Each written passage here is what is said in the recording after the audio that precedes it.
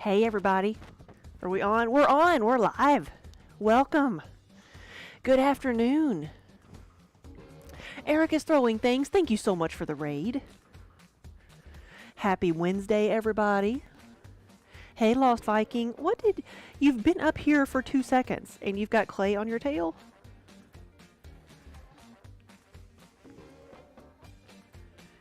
But welcome, everybody. Good afternoon. It has been a while, hasn't it? It has been a while. Why don't I hear music? Do you hear music? You hear music. I'm going to do this, and it's going to blast it super loud. Hold on.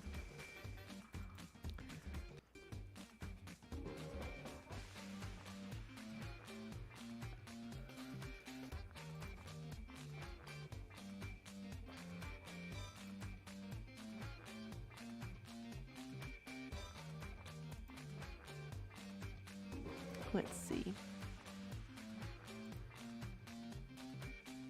Okay.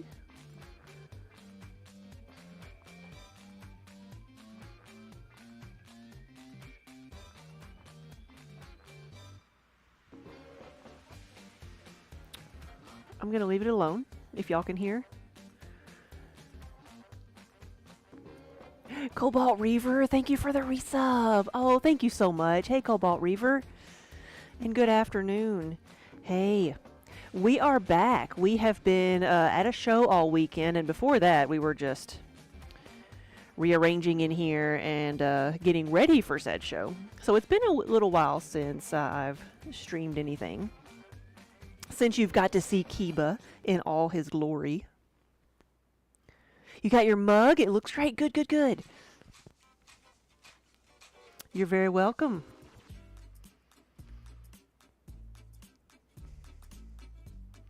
We had a good show this weekend, and I have some more things to make because it was a show where we went and took orders. So that's what I'm going to start doing today. I'm going to use up a little bit of my clay, and then either tomorrow or Monday, we're going to get some more clay because I have like 2 boxes left. Viking, you got your tankard and cups. I saw you post them somewhere. I've got like a piece of fluff hanging off my mic. I could like barely see it out of the corner of my eye, this like floating like white thing, and realized what it was. Gee, I wonder where it came from.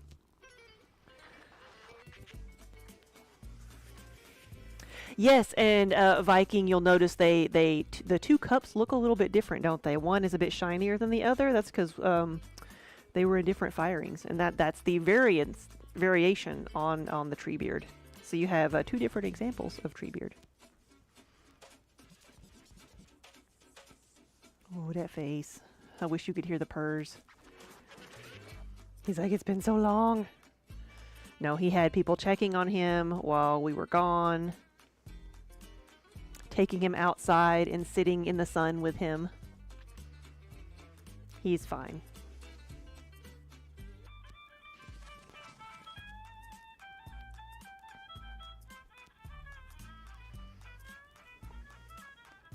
Today I'm going to be making some travel mugs and then some of the 10-ounce mugs. We've had a good response to a lot of our new things. We sold quite a few of the new pots, the new plant pots.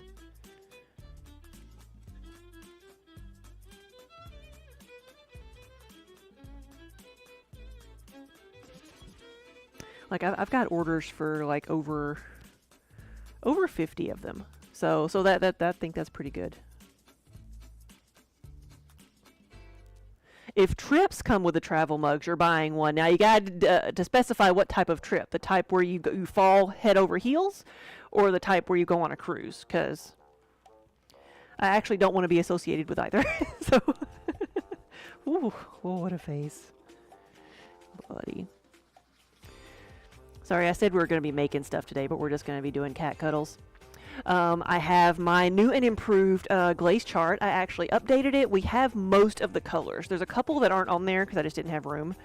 But we have the majority of them on there. I think the only thing that's not on there is like yellow and pink. And I think fire opal, because I really don't like fire opal. And so I'm not giving people the option to order it.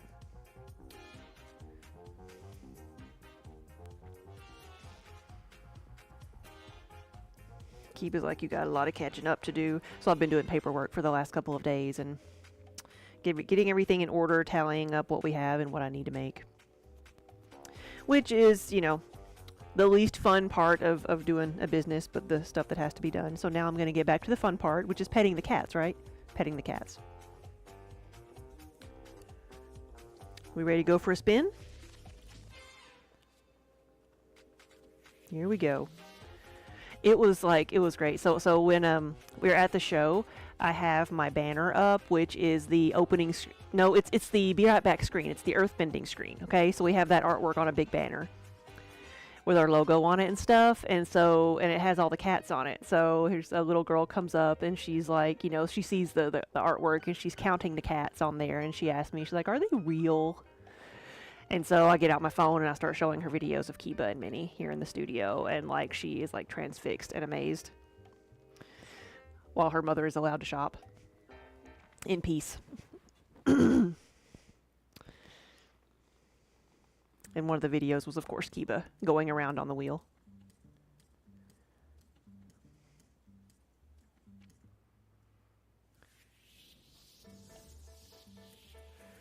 Arm, you're looking into applying to a local market to sell your candles, yes. I hope you get in. It'll be a risk because you do need an extra day off work. Well, hopefully it can work out. You mean the small CEOs? Yes, the ones who actually run the place. They're actually my boss, CEO, supervisor, you know. Hey, Usa-chan. Ooh. There you go, buddy. Have I made up for it? No. Never enough. He's been passed out all morning on a big roll of bubble wrap. Like, hard life, buddy. Hard life. Yes.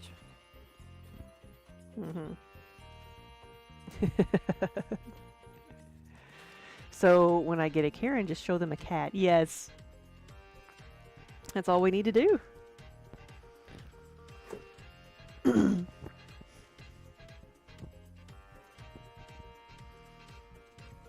Like, I don't think I've ever had a negative reaction to showing pictures of cats.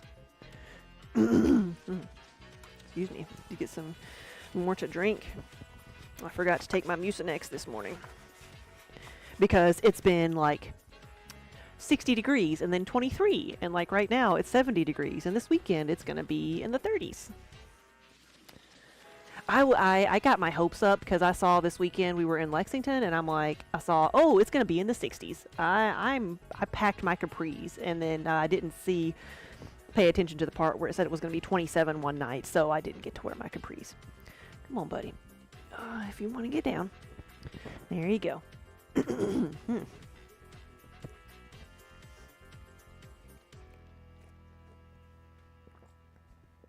He'll be back.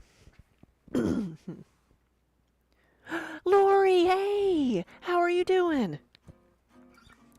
That is Kiba. You have actually seen Kiba in person.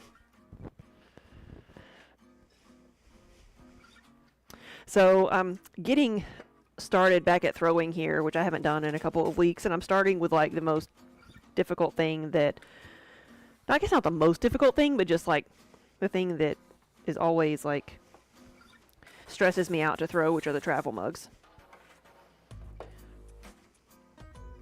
I need my ruler. So we cleaned in here. You can't tell it, I know, but we like cleaned all the floors and got a lot of the trash out of here. But obviously I'm not gonna clean the wheel. Why would I clean the wheel? So I've moved everything. And I need my ruler, which hopefully it didn't get sucked up into the shop vac. I think I see it down here.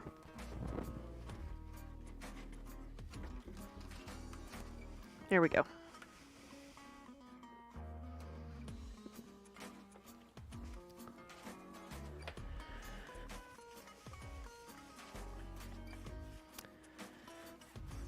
Let's see.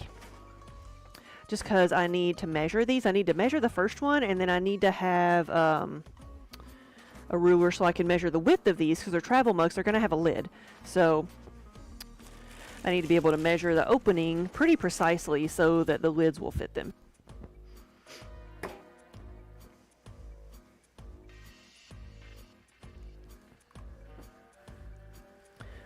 So here we go. Let's see how this works.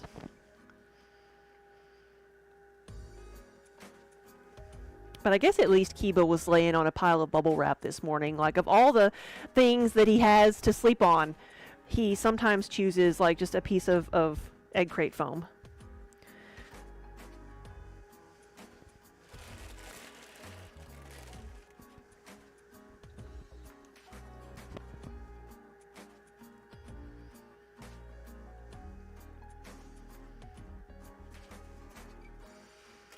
Where's all my things?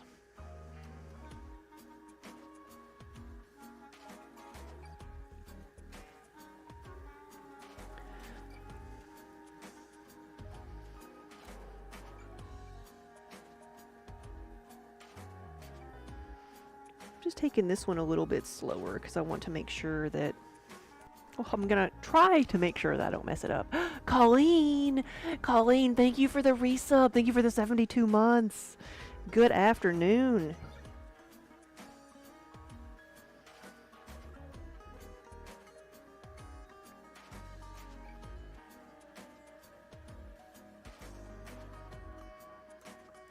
Lori, are y'all watching? Have y'all been watching basketball? Or do y'all even care about basketball? So I'm in Kentucky, and Kentucky and Tennessee are number 1 and 2 in the SEC right now. I think they are. They're somewhere like that. But the SEC tournament championship, yada yada, is in Nashville. So that's where Daniel is. That's where our shop is. So we're hoping to have a pretty big weekend.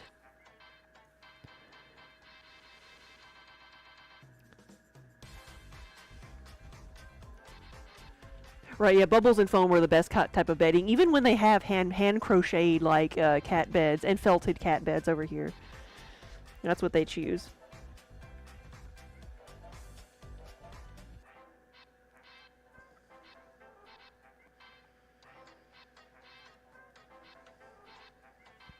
All right, so let's see how tall this is.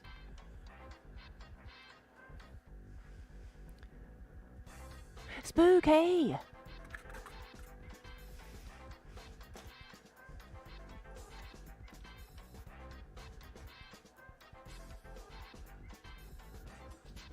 Spook, you missed us so much. Oh, thank you. I know, I was starting to feel guilty because, like, we had so much to do. I just gave up on streaming for a little bit.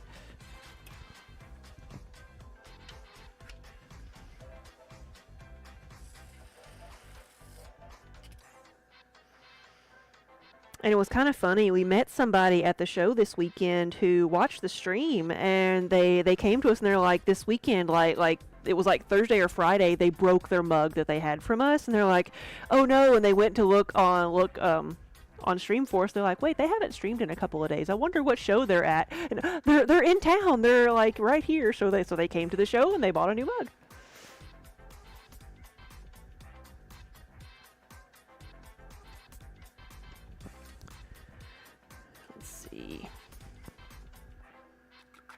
Okay, I'm going to trim that off if I can find a tool to trim it off with. I need a sharp, pointy stick.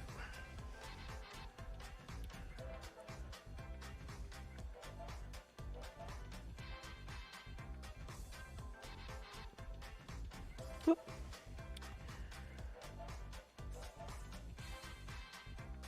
But the show we did this weekend was one that was specifically for artists in Kentucky. It was called the Kentucky Crafted Market, so self-explanatory. And we took a lot of orders, wholesale orders for different shops, which is what I'm working on right now. And then the rest of the stock that we brought back is going to the gallery, and we're also putting it on the website.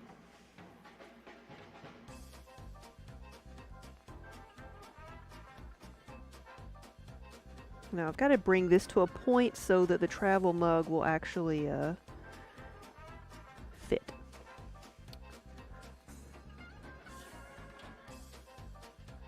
Is it at Bridgestone? I would imagine so. Yeah, it wouldn't be at the football. Yeah, it's got to be at Bridgestone. I probably should know that, and I don't. Okay, a little bit wider.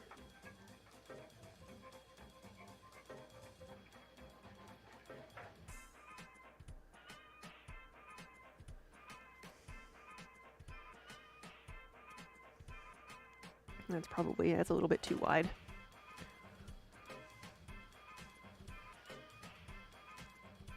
But it starts tonight. Tonight's the beginning.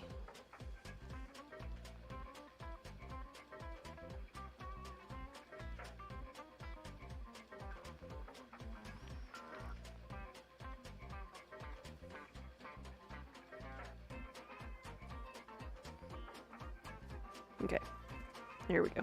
And then we'll get the water out of the bottom, because water will dissolve the clay. And where do I put all my tools?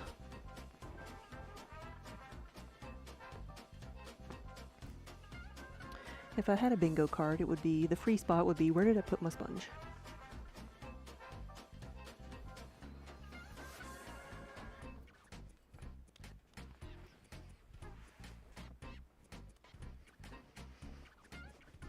My wire cutter. Here we go. It's good. I didn't cut through the bottom. So our first piece is a success. And what I'm going to do is set up a guide so I can make it a second time and a third time.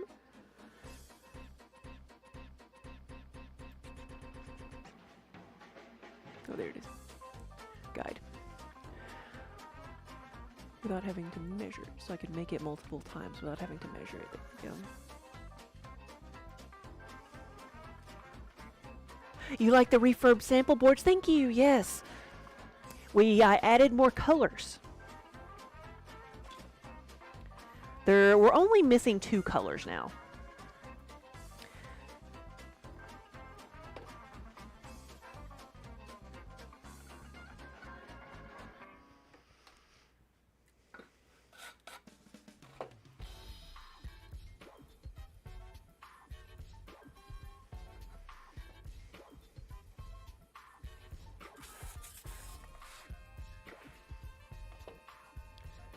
Oh wow, really? You think your friend is performing the national anthem there, like one night or all of them? It would kind of make sense if they had different people every night.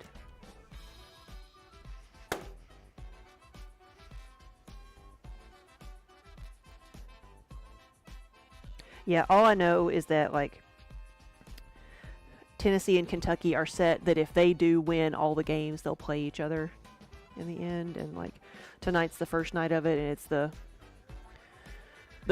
small teams that will have the honor of getting beat by either Tennessee or Kentucky. Or the ones that have the opportunity to have a massive upset. Because that's what sometimes happens.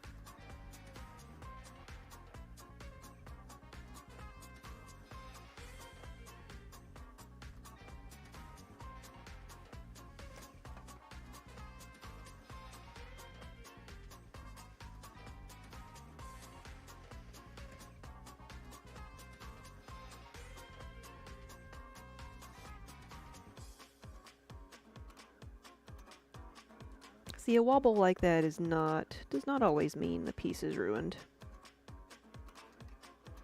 It's not dead till it's dead.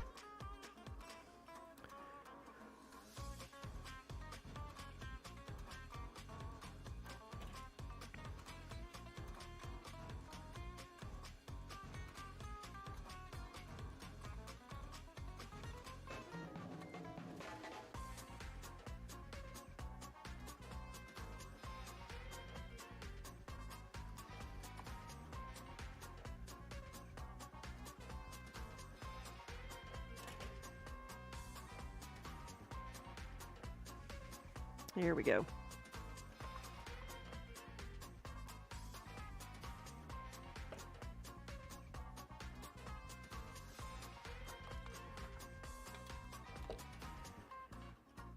Here we go.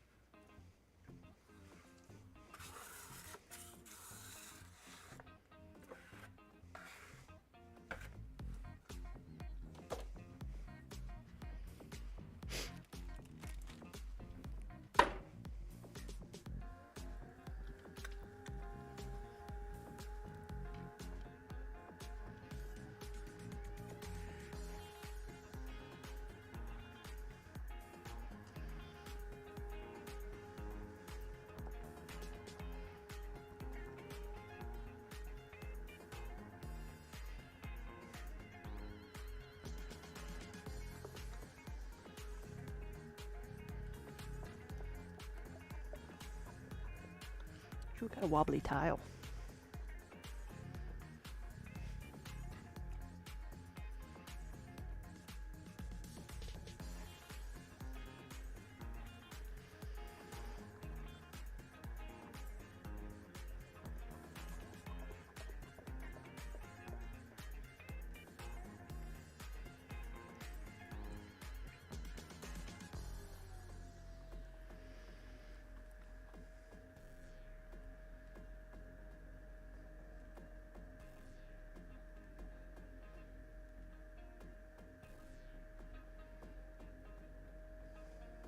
Ooh, stay with me now.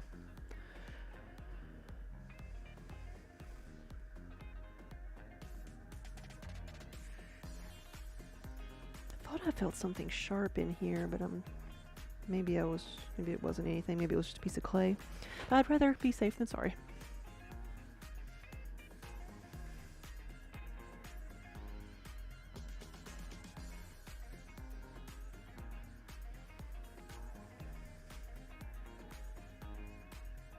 Because we are using a lot of reclaim. I have exactly 2 boxes left, so I have 100 pounds of clay to my name.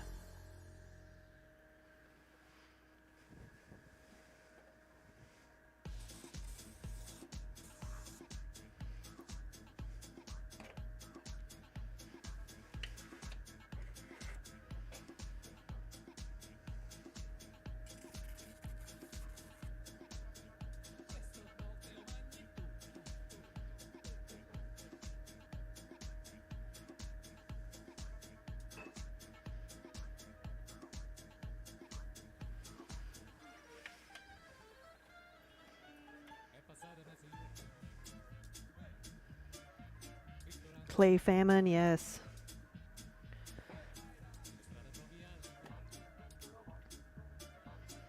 We were trying to make it through this show before we bought some more.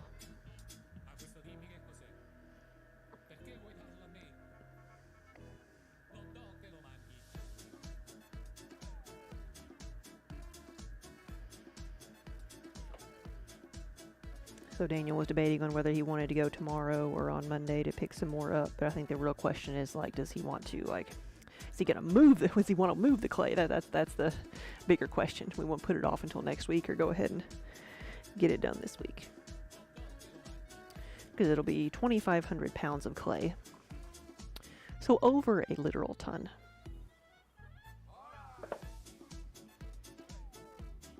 You'll notice that one is a bit wonky on the top, but I'm going to sand it down. I'm not going to try to trim that off when it's that delicate.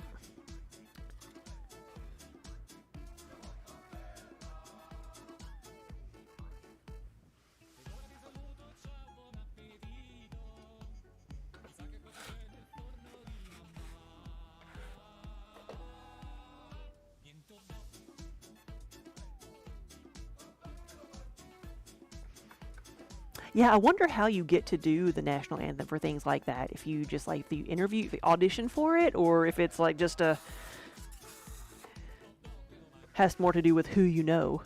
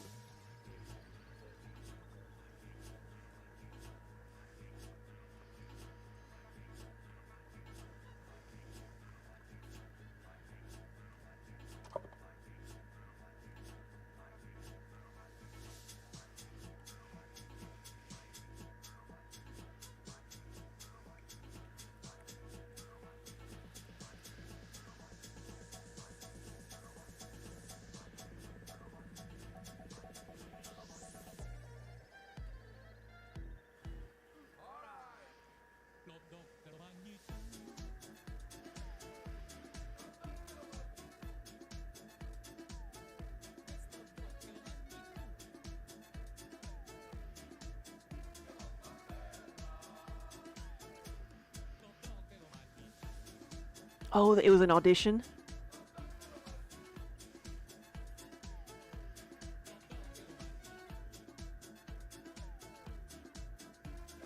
Yeah, 'cause it's not an easy song to sing.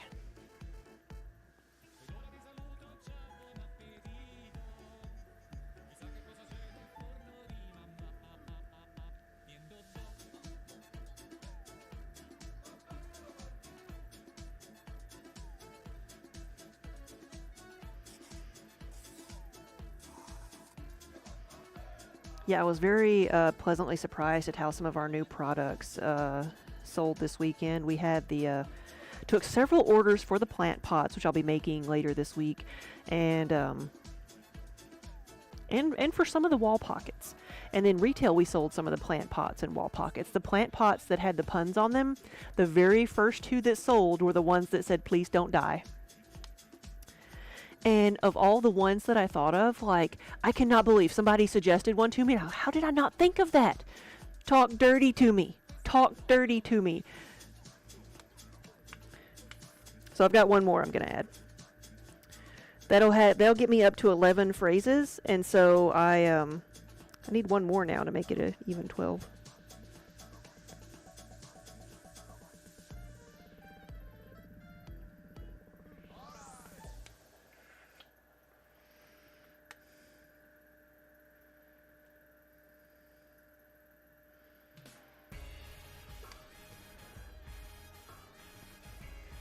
My apron says, "Caution, I've been known to throw things." And my mother got it for me for Christmas.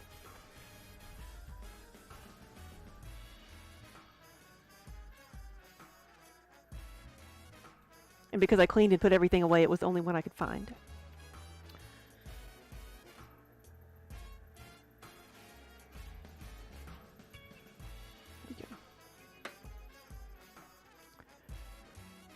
I'm digging it. Yes, I'm digging it. That's another good one.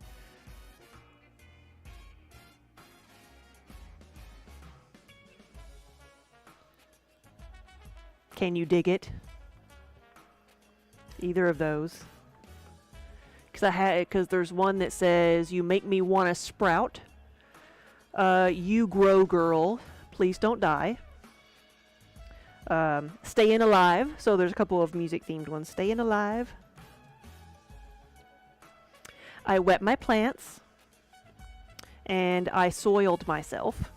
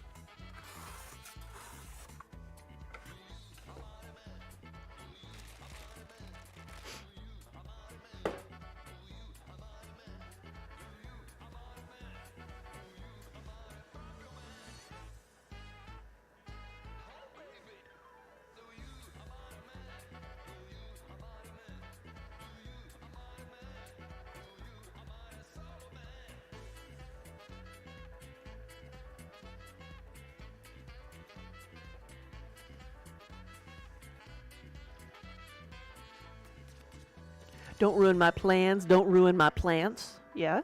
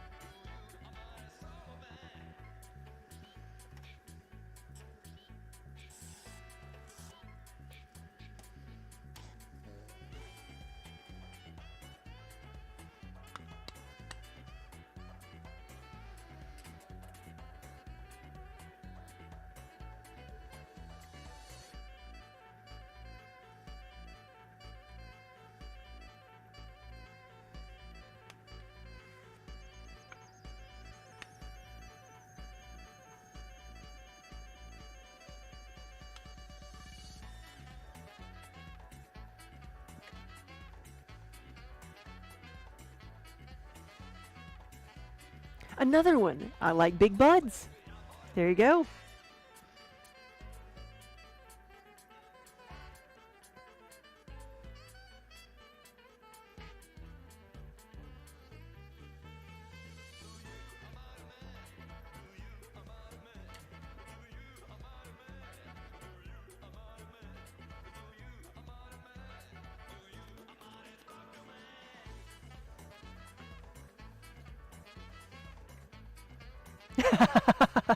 You're pretty fly for a cacti.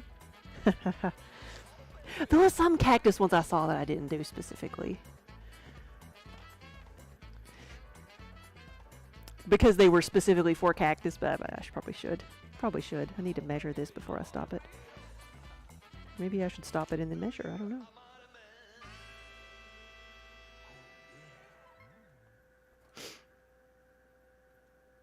Okay.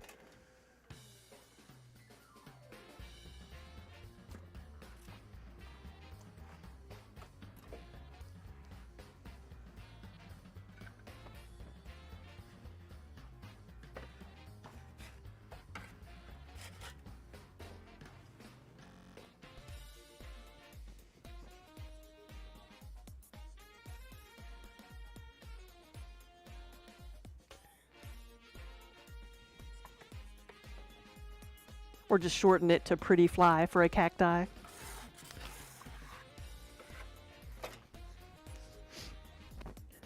There we go.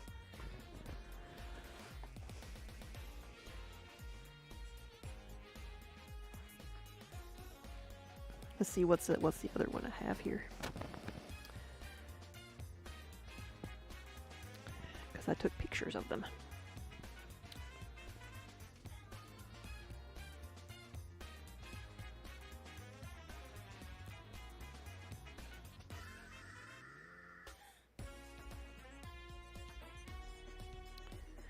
You grow, girl. I soiled myself. Rooting for you. Rooting for you. There's another one. You make me want to sprout. Please don't die. I will survive. That's a good one. That one sold. I believe in you. BE-leaf. And of course, not dead yet. I still have that one. Not dead yet is still with us. I wet my plans and staying alive. Yep. Please don't die was the first one that sold. Don't leave me alone.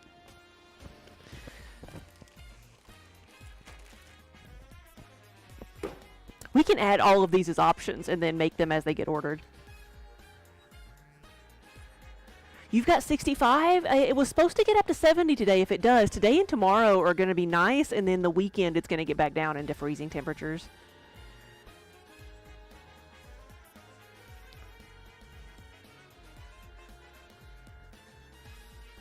So I'm wearing my capris today, and I'll have to get my wool socks out again on the weekend.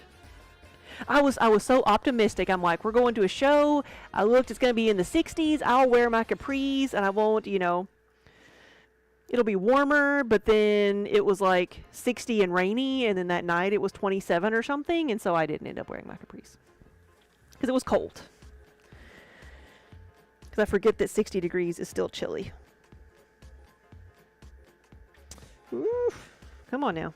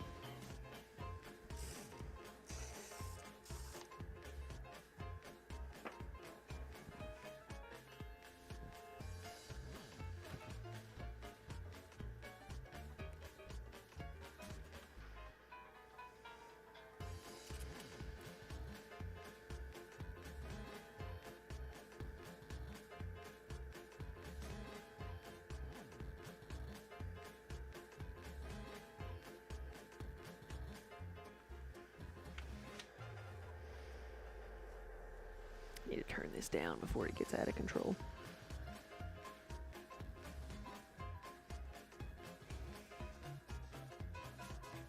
What are you working on, Spook?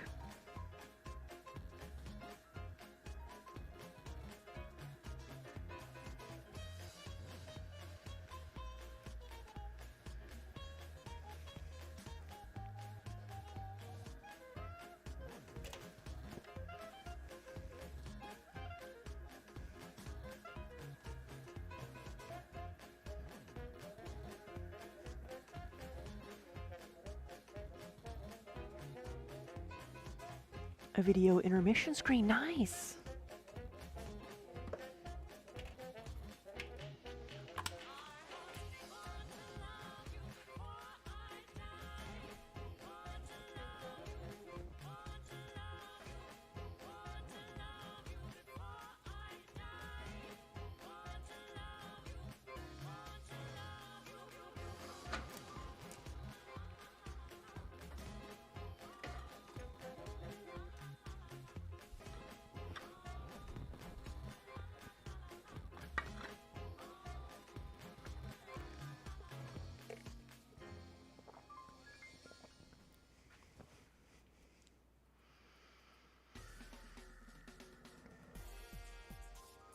Animated with music and all fancy pants, yeah.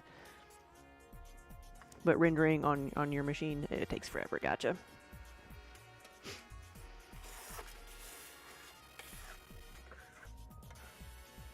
It's like updating things on the website right now. We make all the changes for an item and then wait. Do something else for a little bit. Then come back to it.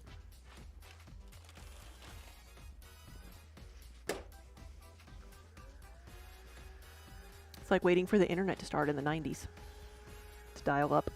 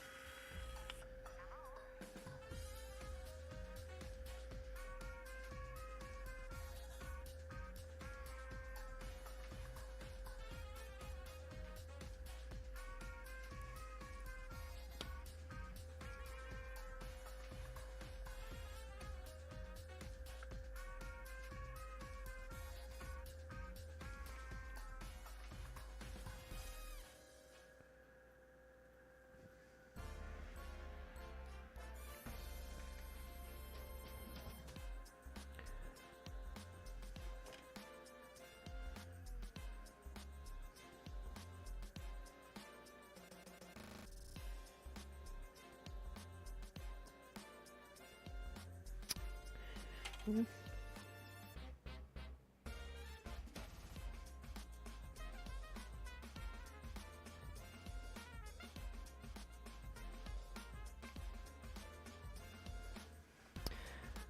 Did I take the wall of mud glazes with me? Yes! So I redid them.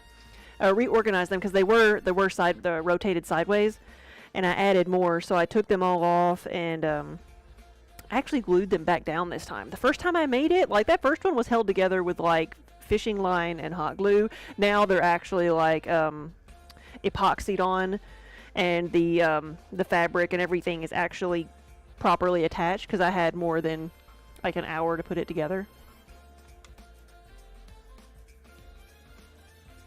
So we've got almost all the glazes there. There's a couple that are not because they just wouldn't fit. And so I had to make decisions. I think the yellow and pink are not there.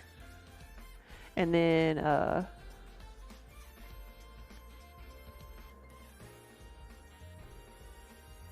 blue and orange is there.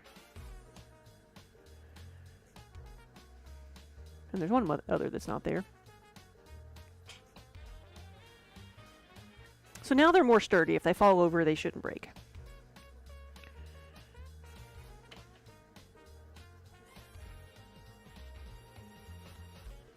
Though they were almost too heavy for the hooks I had.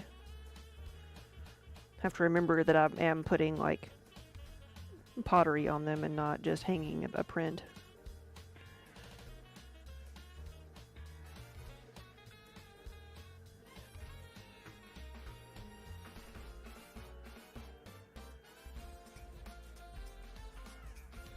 Hey Loki, good afternoon.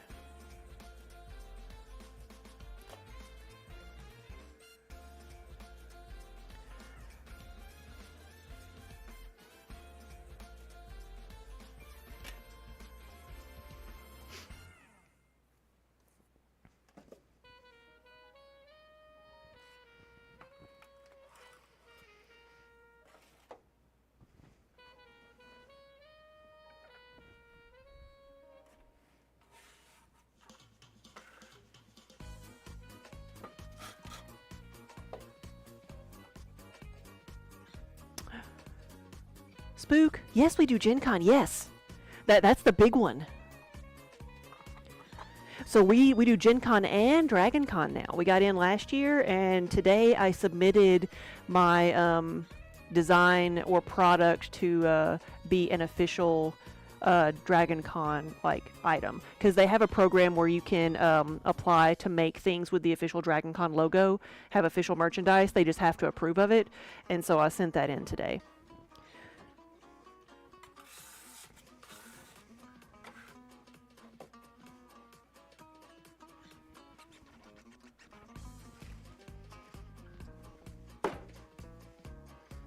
So yeah, our late summer is much busier than it used to be. We have Gen Con in August and Dragon Con in September.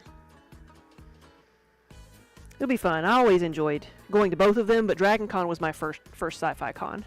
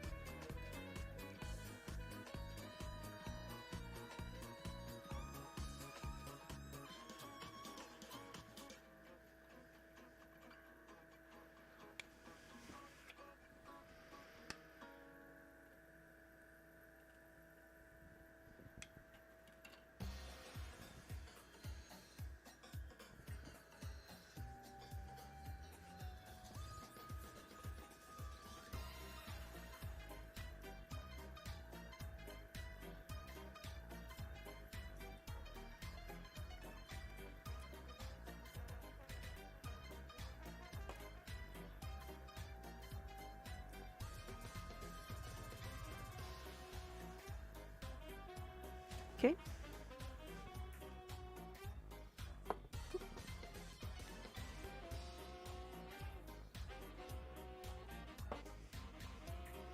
Arm. Candle Science has an added feature where you can see what fragrance oils are top sellers by state. Whoa.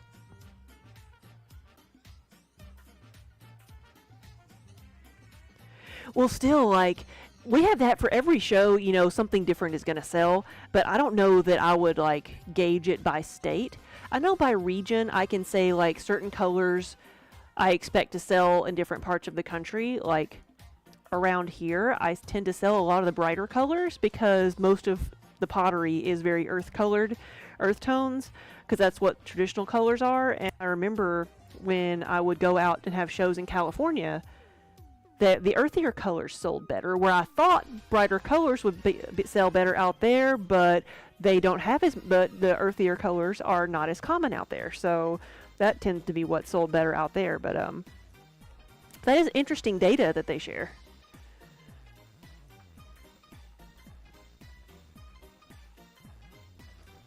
I would still take everything. Like, we didn't even, like, we weren't able to get everything out at the show, even though we had 2 booths. We took so much stuff. But still, the main seller was the fandom mugs. And, like, the little spoon rests, some of the smaller Kentucky-themed things, because it was a Kentucky show.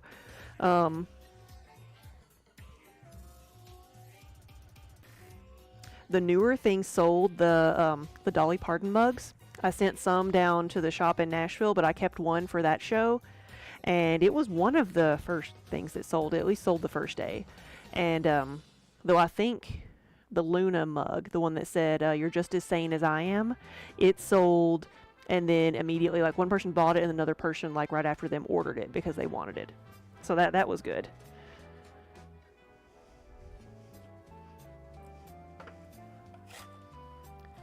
Brighter colors do sell in Florida, yes.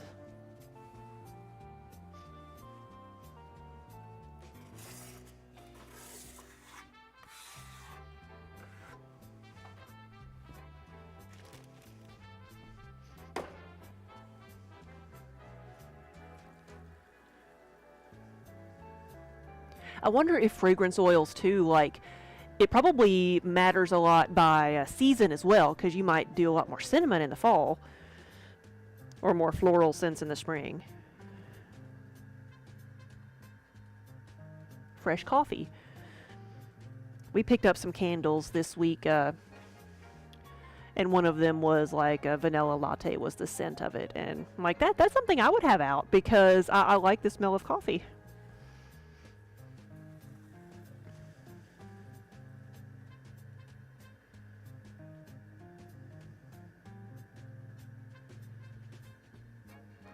We've rearranged the gallery a little bit with some different displays.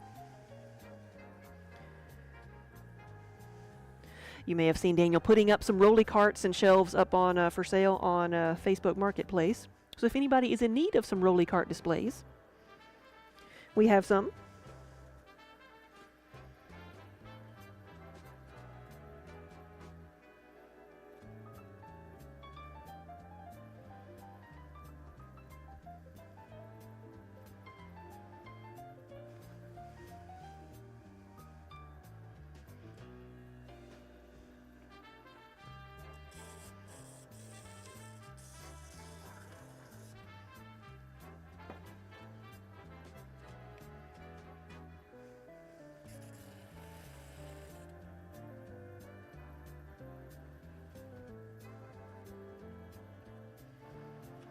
Spook, you'd love to go to a convention, but you don't think your artwork is particularly marketable.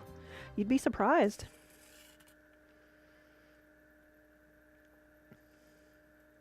What I see most people doing in Artist Alley, like, unless you're a like artist associated with a game where you're going to be selling and like autographing like copies of your card or whatever, the artists tend to have like either printed cards that you can use as tokens, or they have like pins and stickers and stuff, and that's what they sell. I don't know what percentage of like prints people actually bring and sell.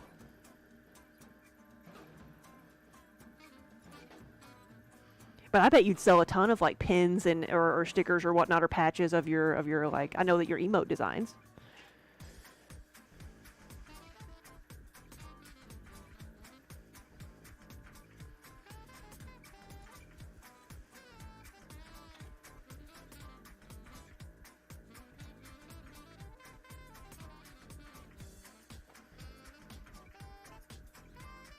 I mean, don't sell yourself short. That's what I did for so long. I said, oh, that's not the right crowd for me. That's not the crowd that's going to buy handmade stuff. And I was happily proven wrong.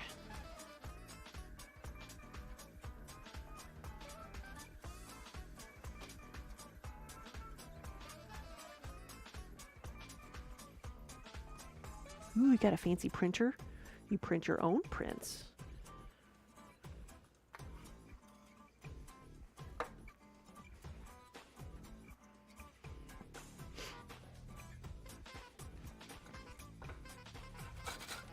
Is that one of the ones that'll do stickers as well? Wonder Hamster.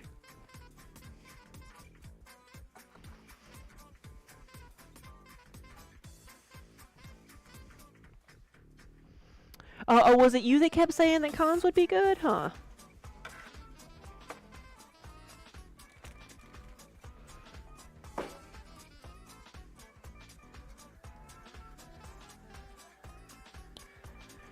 Yeah, like your mom says, if you don't take the risk, you'll never reap the reward. take the risk.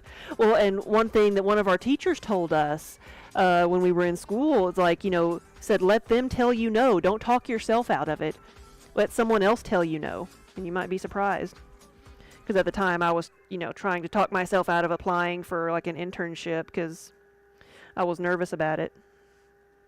And I got it.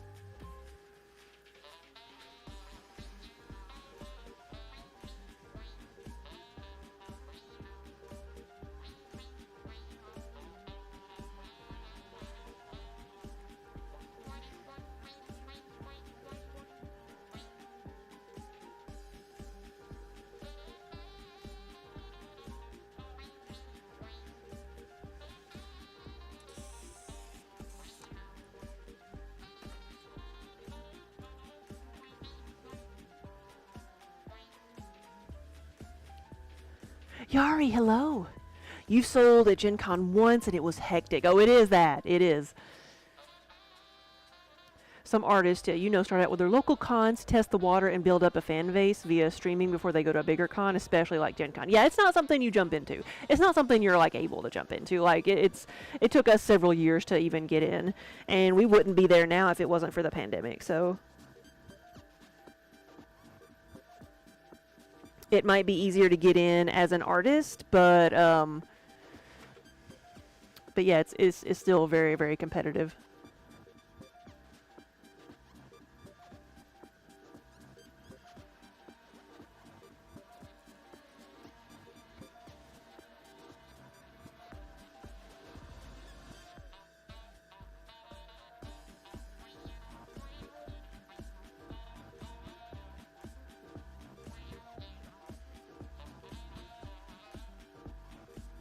Yeah, do not have Gen Con be your first show. No.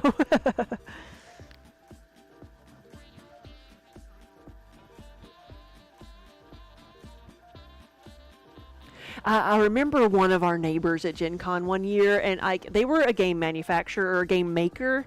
They didn't manufacture. It was their game, and they had like a little booth, and it was I don't know if the game had won an award, but it got a ton of attention, and everybody wanted it because it was like a European game, so it wasn't, it was very hard to get at one point, but it wasn't their first show, but it was their first Gen Con, and like the first day they sold out, and we were just like, would walk by their booth, and they would be like, we don't have anything to sell, what are we going to do? And they were just like, they demoed all weekend.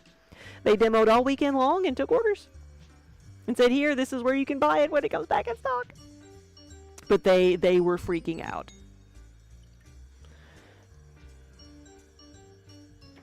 Sure, they were also happy, but freaking out because they didn't have anything to sell. We ended up buying the copy, the demo copy.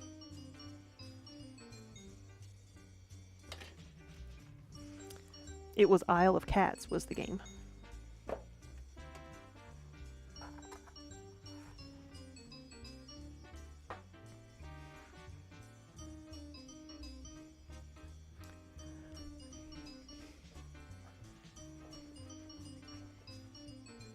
Oh yeah, Yuri, it is amazing. Like I said, we enjoy going to the con just to be there.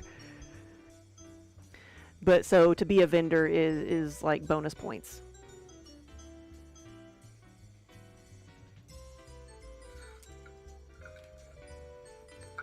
And I think that was one of the first cons we went to where we had also been as a visitor, and like we experienced like, we enjoyed being there. It wasn't just work.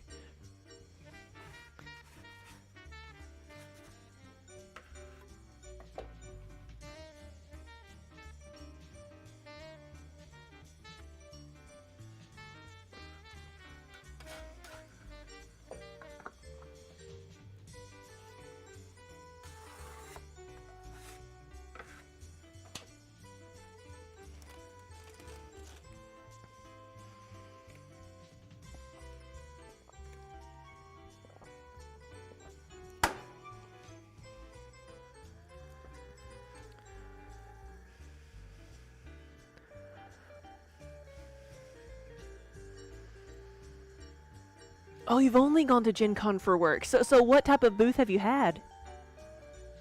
What do you make? Oh, it is expensive to get there, yes. So there's hardly a profit.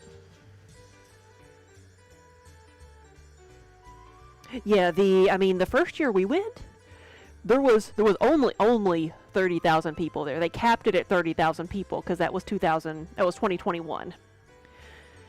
And it was still masks and everything. And we Thursday, Friday, Saturday, and Sunday. By Saturday, we were mostly sold out. We didn't have much left. Daniel went home, came back here, and picked up stuff we had planned for another show. All the fandom mugs we had planned for another show because we just didn't have enough stuff.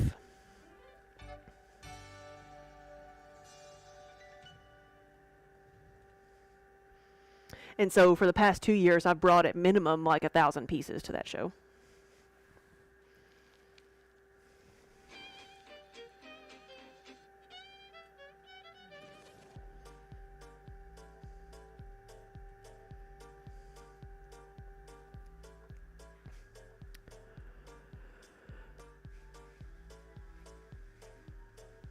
You sold dice, and then the company you work for, which you can't talk about, gotcha.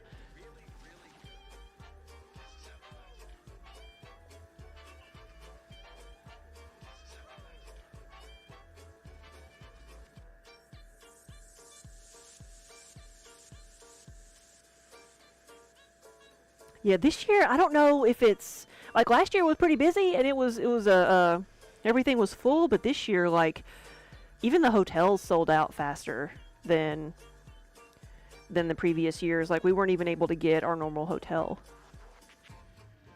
in the vendor block.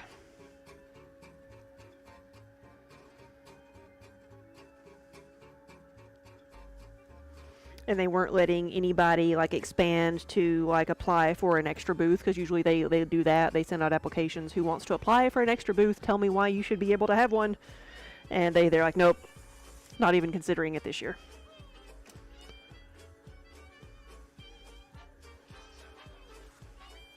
What am I bringing to sell? I am bringing fandom mugs. So all of our gaming mugs and all of our fandom mugs. We will also have potion bottles and tankards. Something that was suggested last year that I don't really know how to approach is like stuff for kids. Because people want to buy people want something for themselves and they want to get something for the kid they have with them. So that's where we usually sell a lot of the Baby Yoda mugs. But I don't know what I would have for kids for the 10-ounce mugs.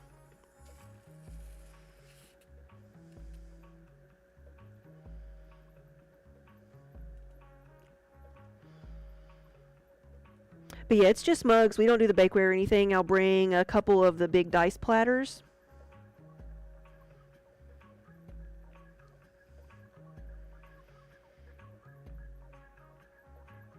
And then coasters. We do really well with coasters there. Just coasters with the same designs we put on the mugs.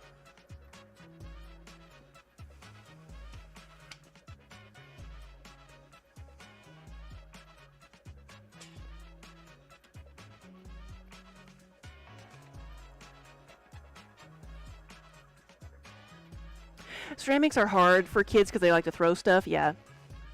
But we had multiple groups like come in like, oh, because Gen Con is a family con, but it's doesn't tend to have a lot of really little kids. It's more like 10-year-olds. And so, and it's people playing games, so, you know, mommy and daddy got a mug. I want a mug too.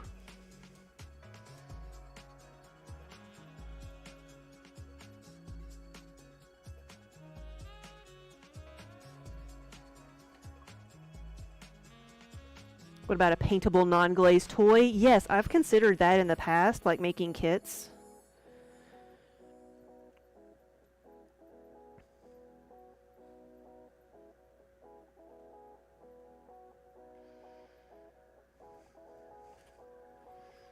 That might be the best thing for the whistles and flutes and things. Paint your own noisemaker.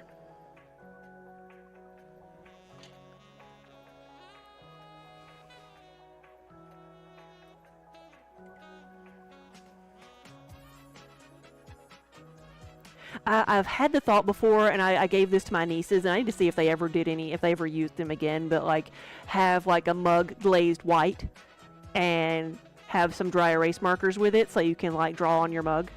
But then that leads to spilling things, and that's probably not good either. Have to think things through. Do you really want them to be noisy? They're not going to be noisy around me. They're going to be noisy somewhere else.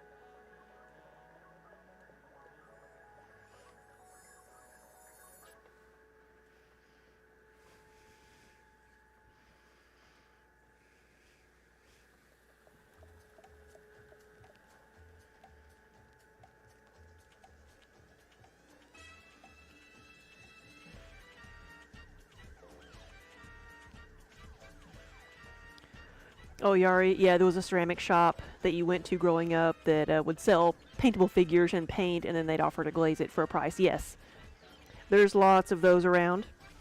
If I did something, it would be some like not anything that you would use for food. It would be like, you know, like you say, a toy or a whistle or something that kids could paint and then use and then lose or whatever.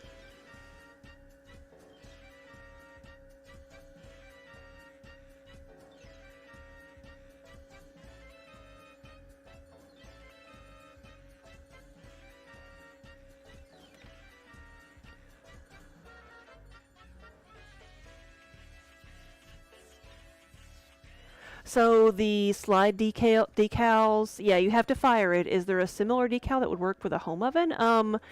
I don't know. I don't know about ceramics. Now, China paints, like seriously, like the ones you get at the craft store that are in the little paint bottles. China paints are only like a 300 to 400 degree set, I think. So that's something you can do in a home oven. But they also come off. Like, I don't think you're supposed to put them in the dishwasher or anything because they will scrub off.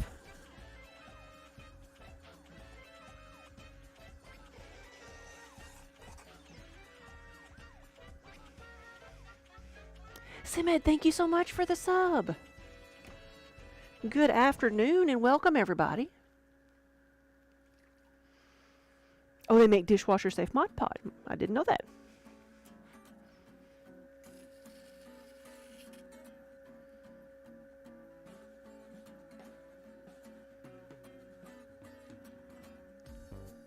And I also think it would be something that you should put on the outside of a pot, like not on the inside.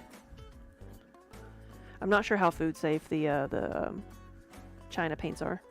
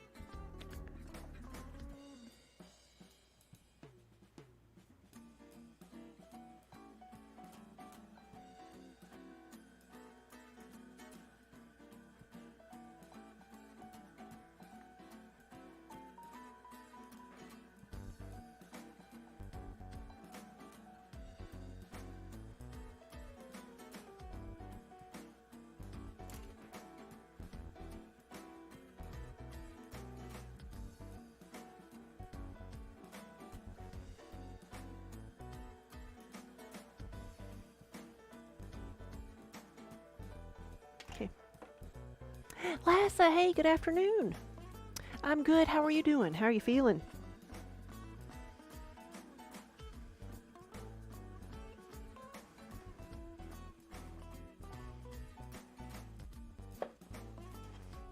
So if it's a dishwasher safe Mod Podge, I mean, is it epoxy?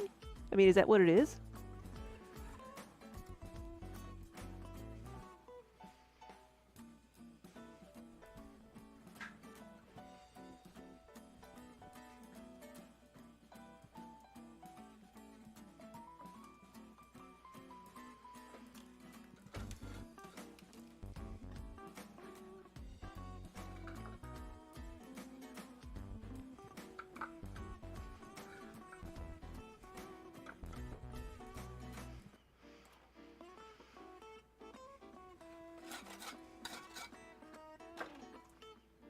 Yeah, it may not be food safe. I'm trying to think, like the E6000, the epoxy glue that I use to fix things. I don't know.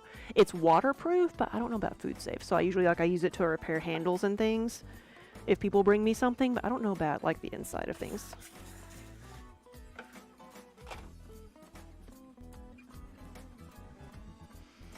Badger, you're loving the wall of glazes in the background. Thank you. Yeah, I redid them for the show that I went to this past weekend. And so now I have the majority of the colors, like even the solid colors.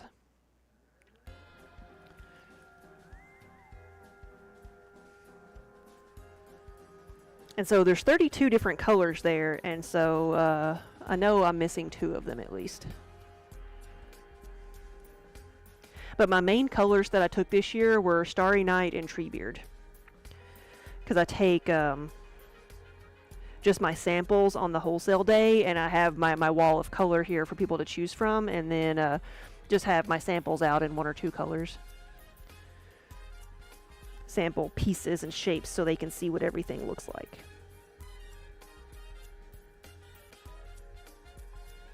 Nope, nope, whoop, whoop.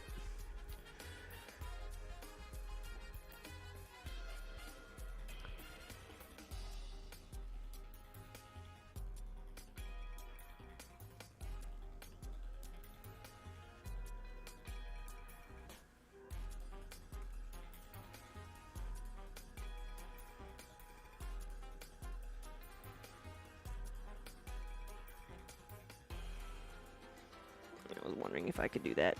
I don't know if it'll work or not. If I could compress that back down. It just got too thin right there.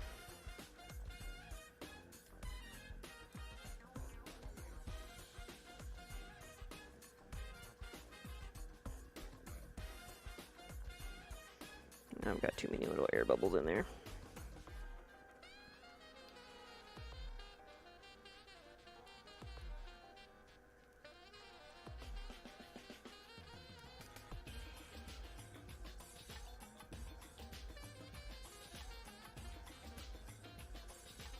All right, let's try this again.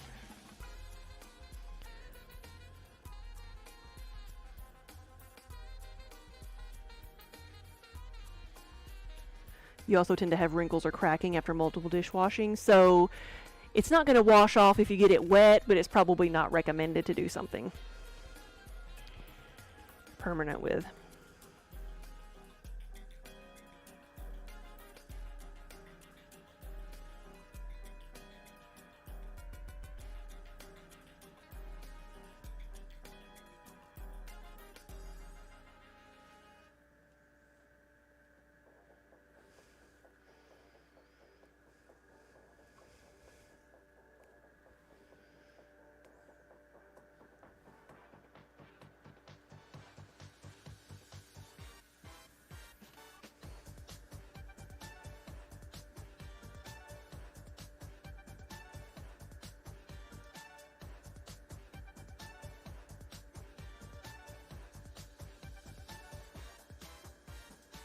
There we go.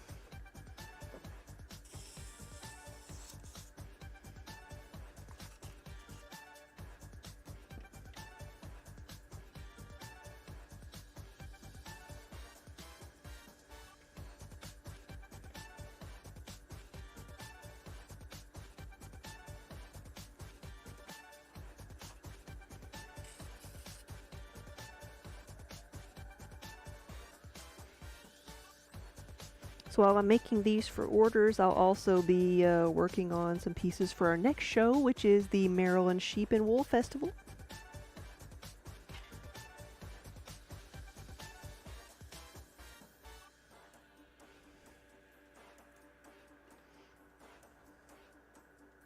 But that's not until May.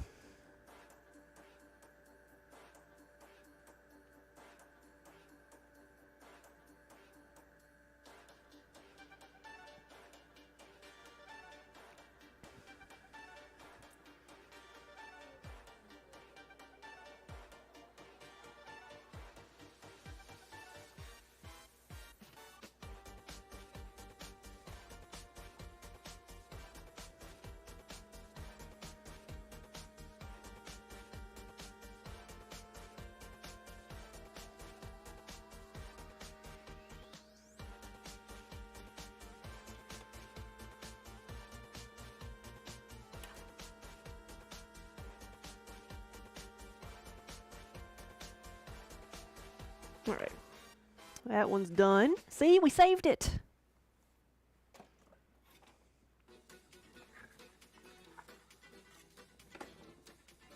But I would rather not have to work that hard.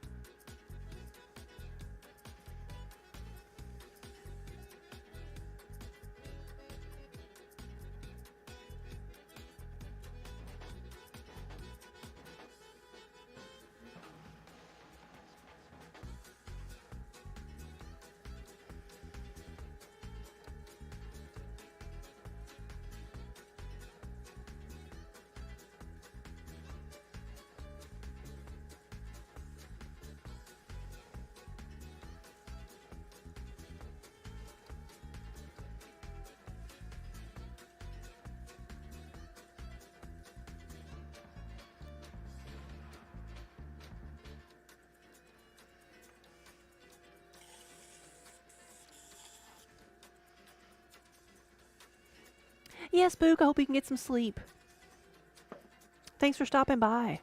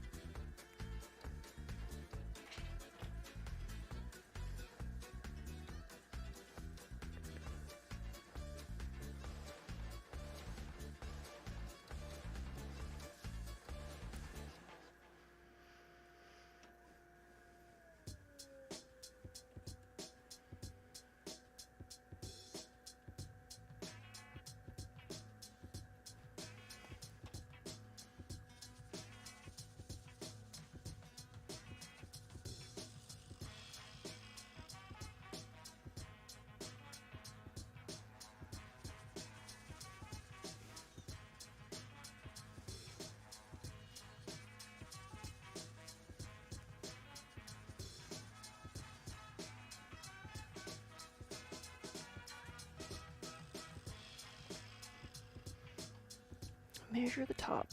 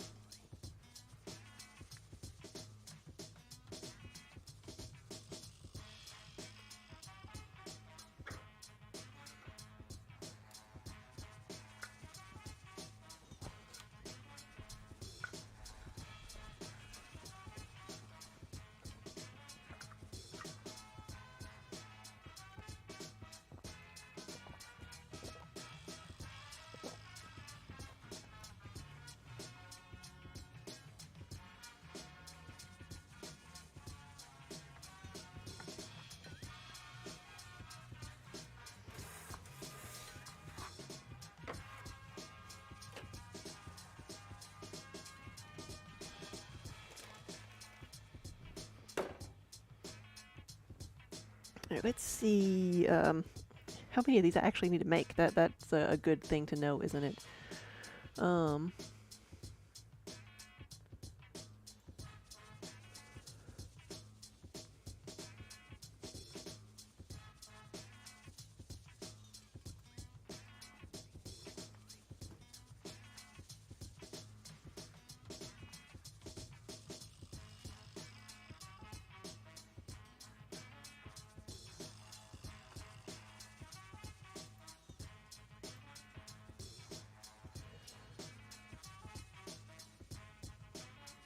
So I need 18, at least 20. I've got 14.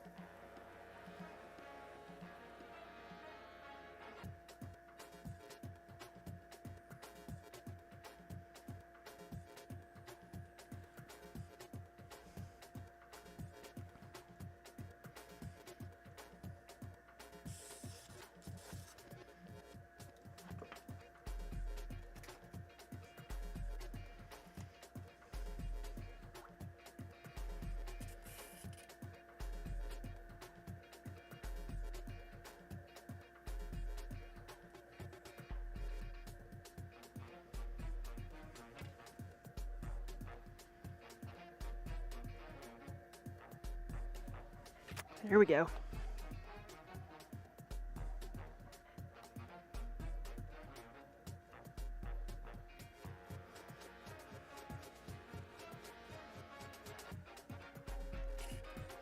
This is where I get overconfident and try to go too fast, and then everything collapses. So just slow it down a little bit.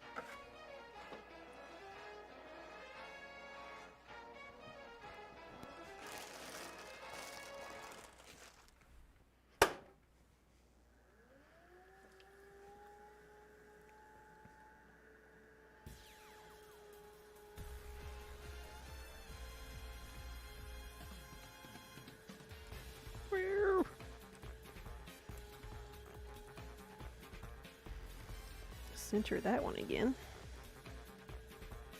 There we go.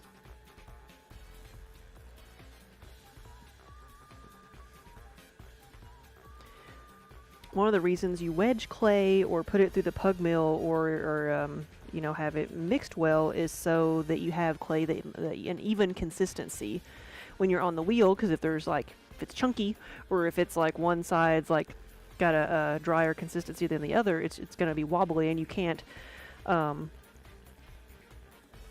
make an even wall on the wheel. So I think this one was a little bit, yeah, I feel it right there. This one has a hard spot in it. But that's what happens when you use a lot of reclaim. Because, like I said earlier, we're low on clay. We're down to 100 pounds of raw clay. So we need to go pick up some.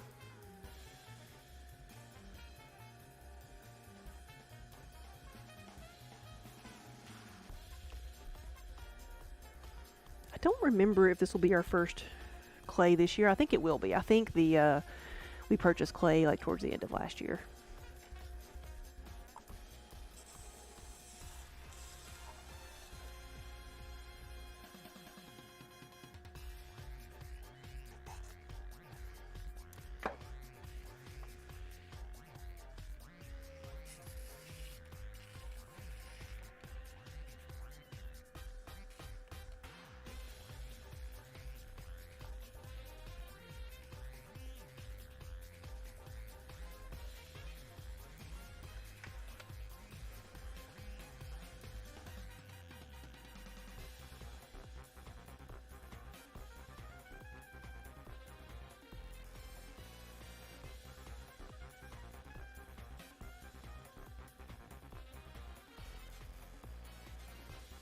Vampire Ice Queen, whoa, thank you for the resub. Hey, good afternoon.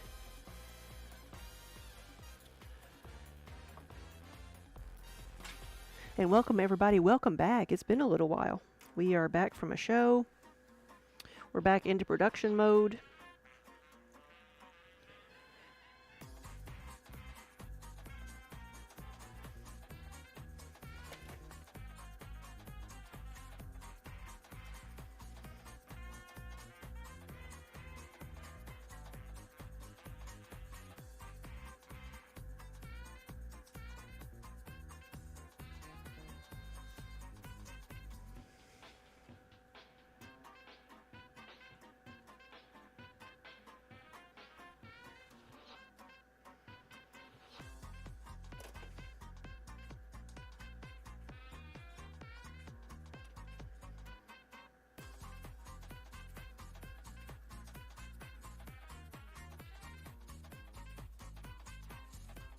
Yeah, that's good.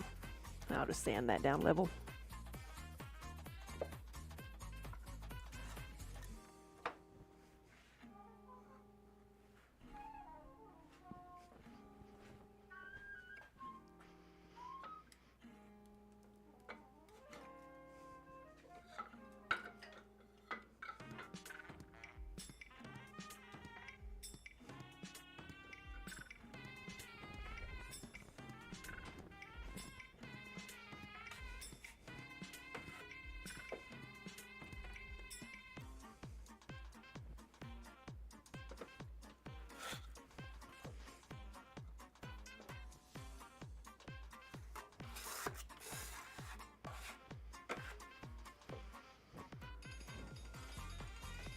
Let me see what this is.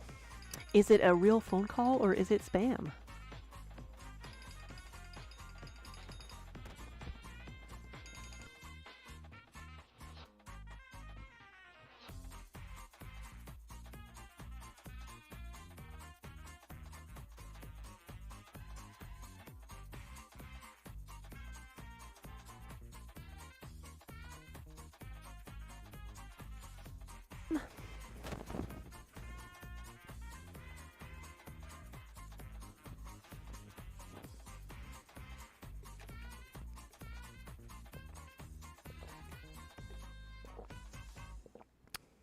It was a good time to take a hydration break. Sorry about that, guys.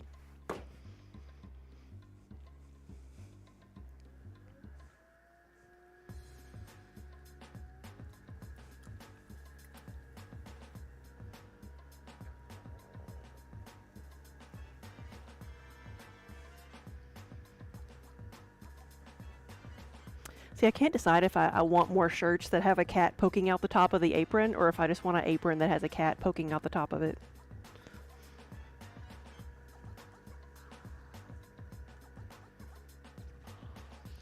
Like the lurk emote. Cat peeking out of a box.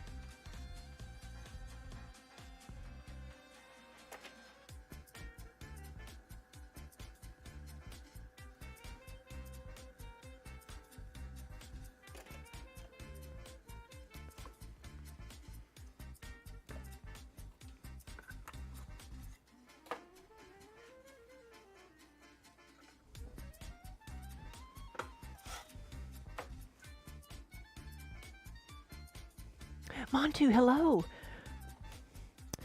You know, these specific pieces are going to be travel mugs, so they're going to have a handle and a lid, and they're going to be customized with different graphics, mainly different shop logos. But the same product, if I left it alone and didn't do anything to it, just put a lid on it, it would be the travel tumbler. So I sell those, and then I sell the travel mugs that have handles and that get custom graphics. They all start the same way, but these are, some of these are going to the My Old Kentucky Home State Park. Because that's the show that we went to this weekend was the Kentucky Crafted Market, and a lot of, it's the market where everything there is made in Kentucky.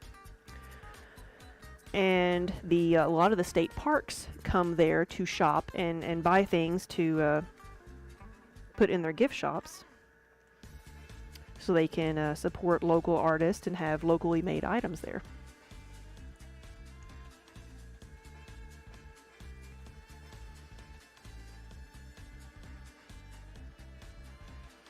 We've got some 20-ounce mugs to go to them as well, but I wanted to get these guys out of the way first. Otherwise, I would just be dreading having to make these.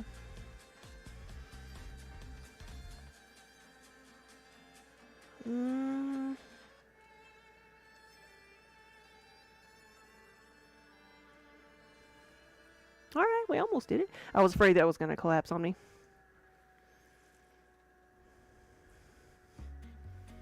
Slow it down a little bit, because I'd like this bottom part to be a bit narrower.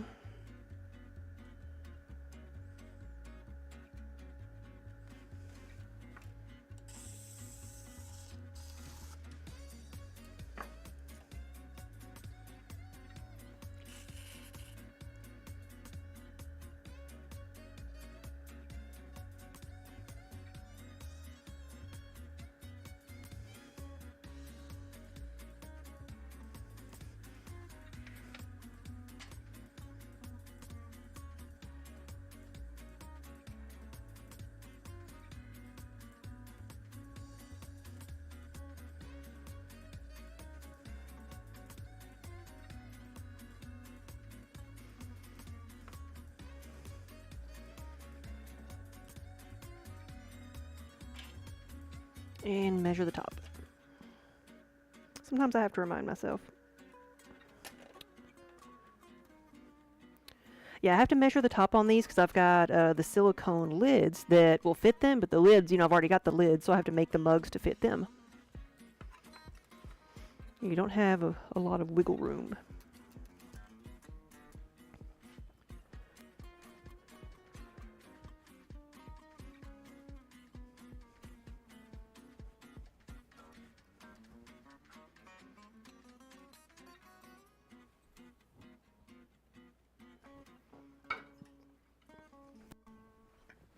So that is 18. I'm going to make a couple more.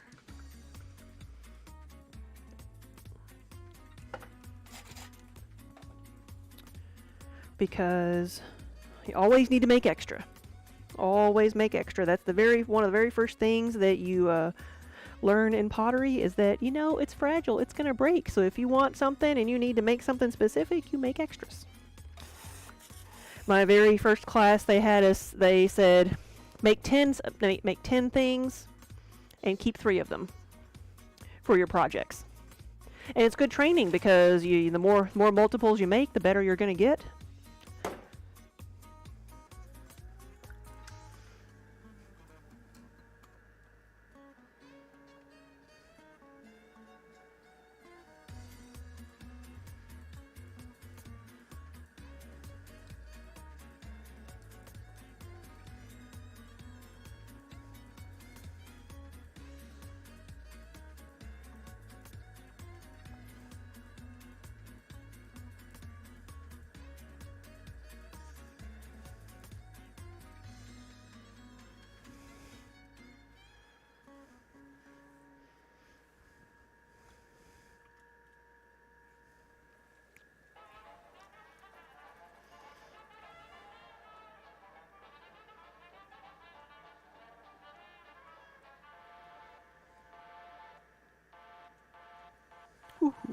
Well, we'll see.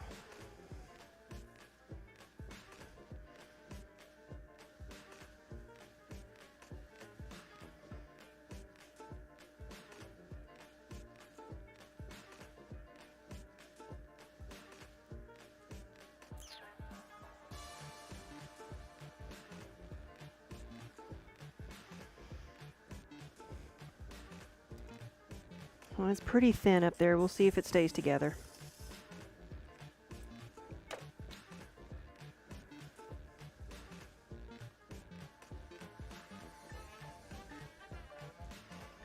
Put some water there and bring it in.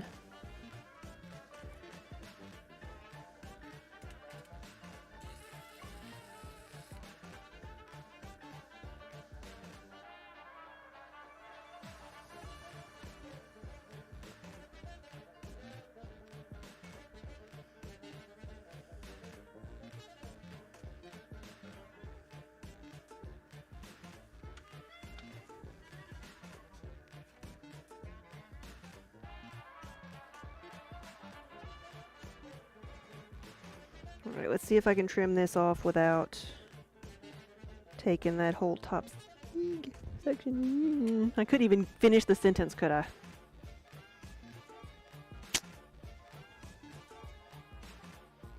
It's so thin right there.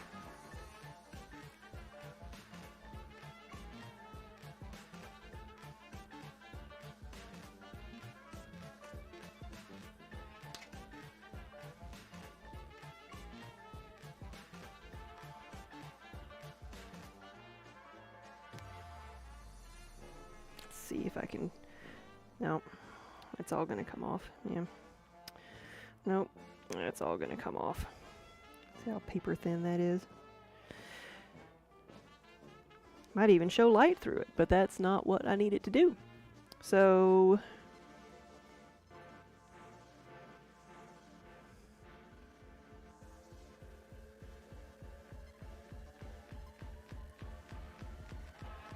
I think we're going to make a 20-ounce mug. It's like an ice cream cone right now. We're just going to make this into something else.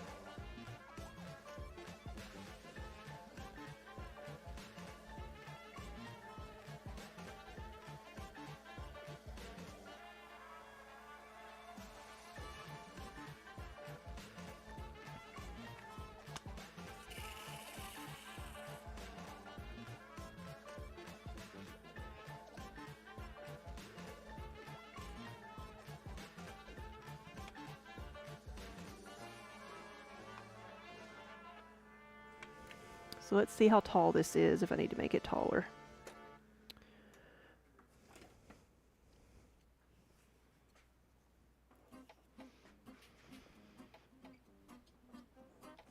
That is perfect. So this is going to be a mug that holds 20 ounces.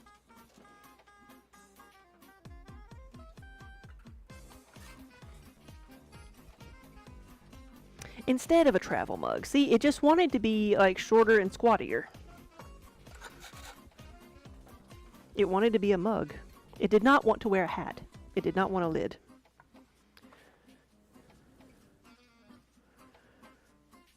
Does the rims measured width already account for shrinkage? Yes. Yes, so that's what I have to do. I have to account for shrinkage. The mugs, the travel mugs, they're going to shrink about a ½ inch. So I measure them to around 10 centimeters. Which is also close to 4 inches. So, and then they'll shrink about a ½ inch for the lids to fit. They can be too big or too small by just a little bit. Though what tends to happen more often that makes them like not as usable is they warp. So they're not round, they're more oval shape, and so the lid doesn't fit well.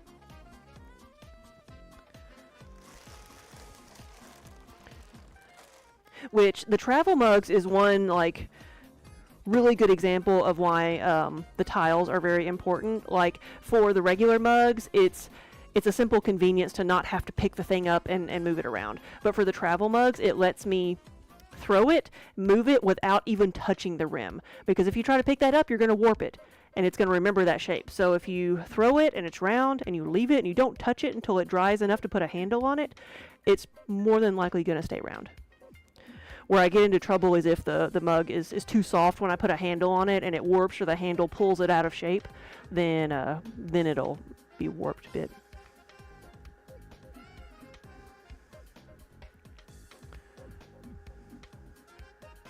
You like fat mugs and you cannot lie, yes. We have the soup bowls. We have the mugs. No, we make the soup bowls. Soup bowls hold 3 cups to the rim. I say I don't recommend you putting that much soup in it, but that is put 3 cups of ice cream in there all day long.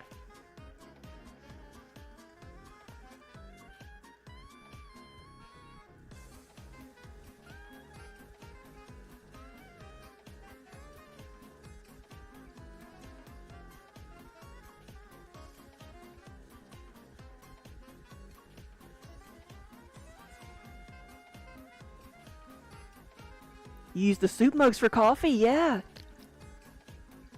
Well, see, this way you could have like your coffee mug that's as big as a soup bowl. See, people say they eat soup out of my coffee mugs, so it works both ways.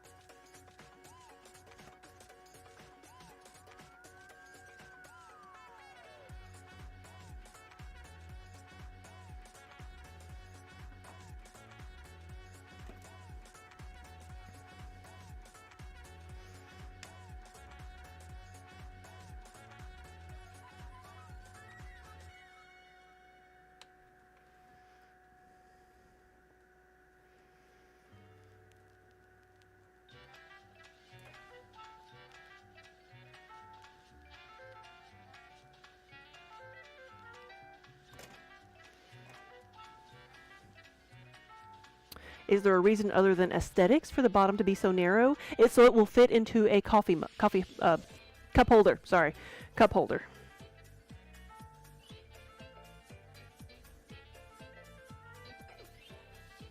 So, because it's a travel mug and people tend to take them into cars with them.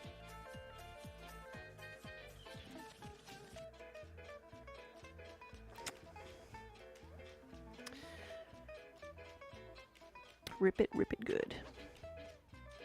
I think it'll be all right.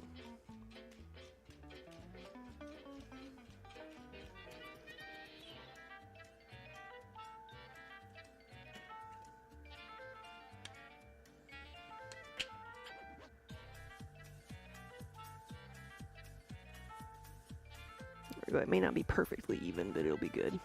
Good enough.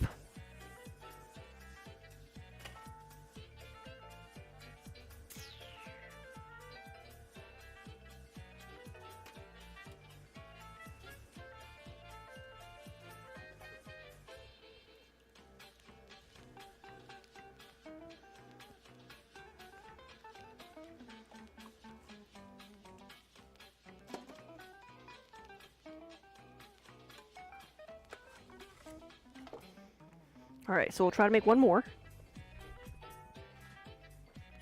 Because I still only have 19 travel mugs.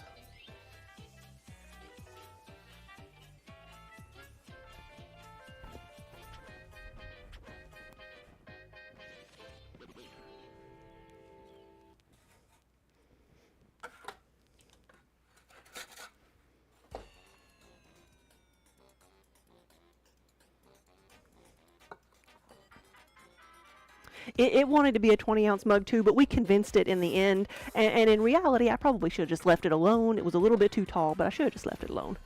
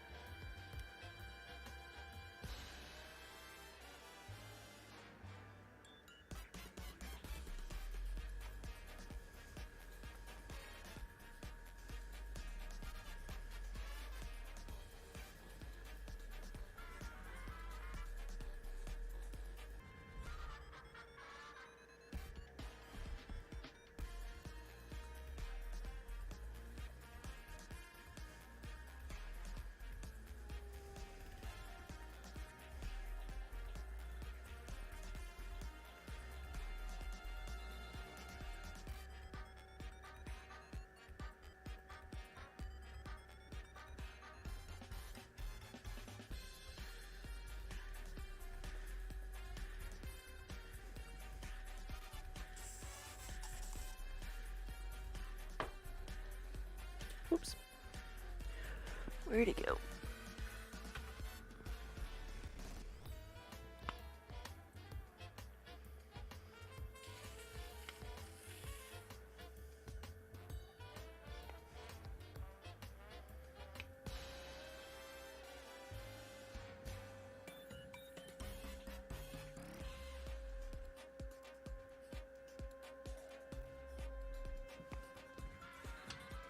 I'm going to do it again. Let's see if I kill this one or if I actually trim it. Okay?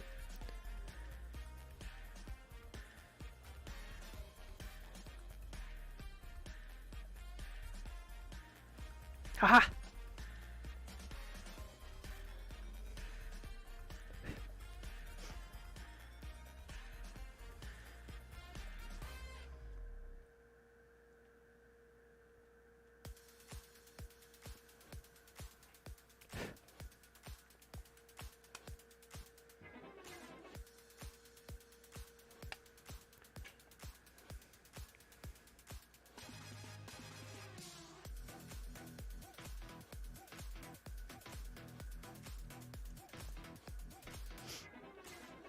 Got this hair that keeps coming in my face, tickling my nose, so I'm gonna sneeze here in a minute.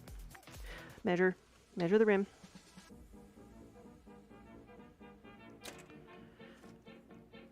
I'm getting the hang of this now that I'm done.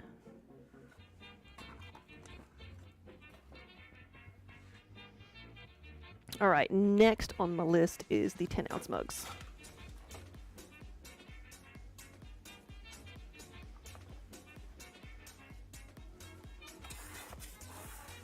And I need 70 of these, so we'll see if I get through with all of them. We'll make one and then remeasure, because these are the smaller ones. This is only 12 ounces of clay. How do you fix the wobble? So, well, one of the things that helps is instead of like, well, first slow down the wheel, which is what always causes me problems. I go too fast, and then instead of pulling up, trying to smooth it out, put downward pressure. Instead of like trying to do the pulling motion up, do it and pushing down.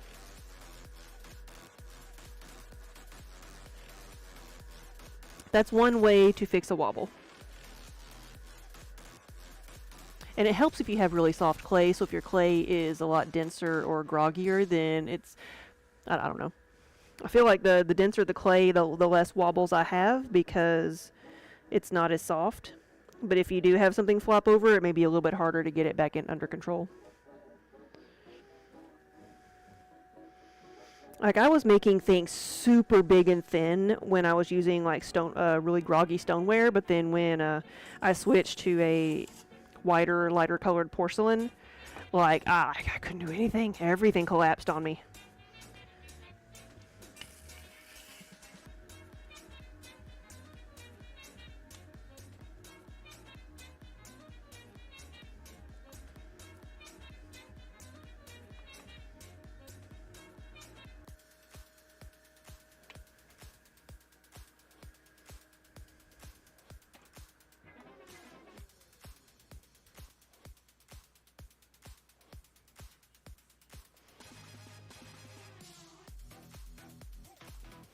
We can make that one a little bit shorter. Let's adjust the guide.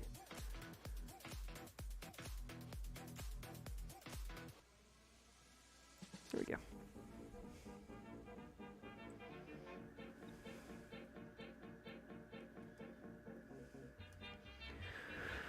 Why did I switch? Switch to what? Oh, clay bodies? I think at the time the clay body I was using was a clay that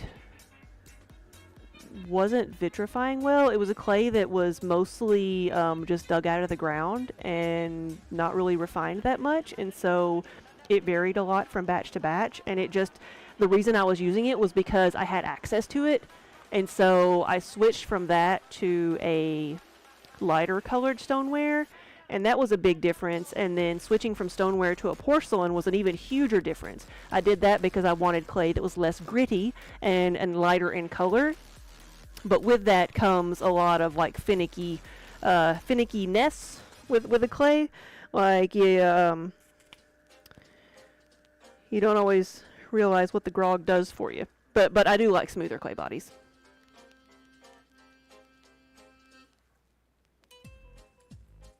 Yeah, the first clay body I ever used was Lizella clay, which was out of Georgia, and it's gorgeous. It's a gorgeous color, deep red color, but it is it did not hold water that well. Let me move these and then be back.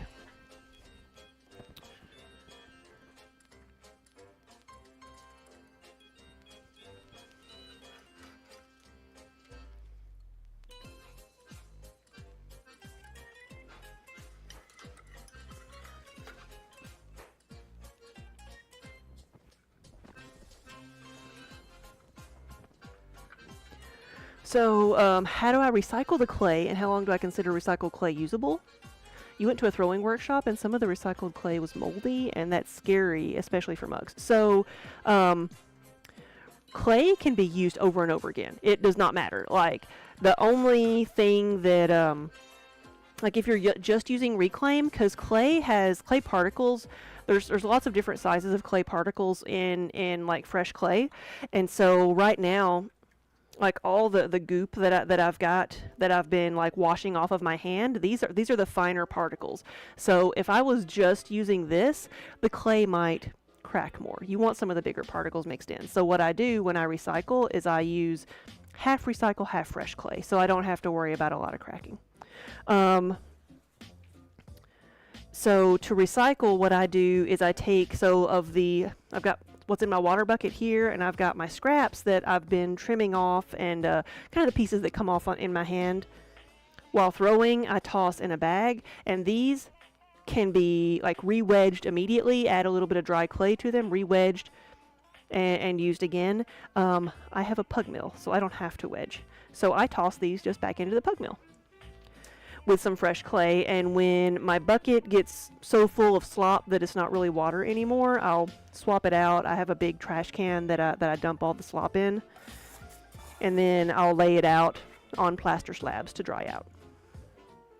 And then again, it goes back into the pug mill and mixes with fresh clay. But you can do the same thing, leave the clay out and wedge it. So. And as far as mold goes, mold is good for the clay. Mold helps give the clay its elasticity. But mold is also stinky. So if there's a lot of mold in the clay, the best thing to use is vinegar. But mold is good for the clay. But it's not always good for our sinuses. But in the end, it's going to burn out, so it's not something that's going to have a lasting effect as far as down the road after when it's being used. Because there's lots of organic materials in the clay, and so when it sits around in a moist environment, it's going to start stinking. And I've found that the darker clays tend to do that more, like the stoneware, and the darker the clay gets, the more impurities they're going to have in them, and the more they're going to stink to high heaven. Like my raku clay does that.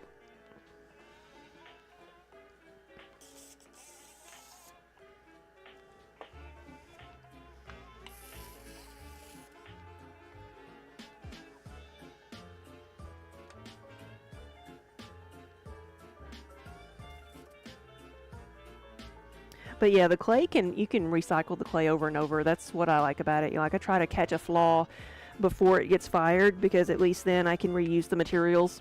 Just toss it in the reclaim bucket and then rehydrate it and go.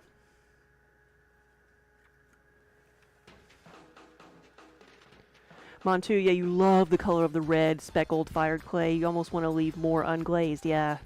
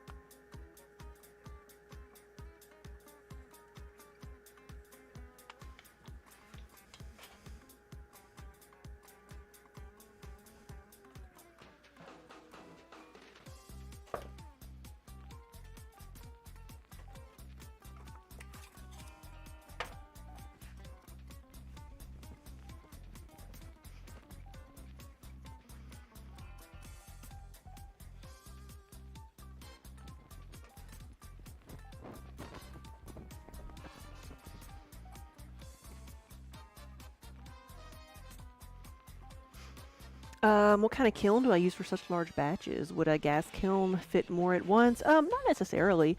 I can fit around 100 of these mugs in a glaze and close to 200 in the bisque when they're just stacked with each other. I don't use gas, I use electric because gas is more unreliable. So with gas, you're going to have a lot more loss because you're not heating evenly. So I have 2 big electric ovals and I have a small, just like round one for small batches.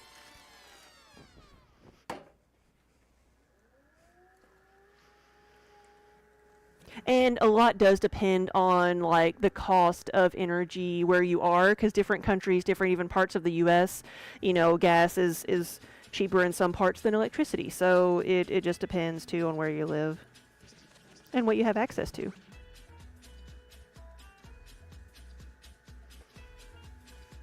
And I've never cared overly much for just like the gas-fired look. So I've always had electrics. That's kind of what I've always had access to.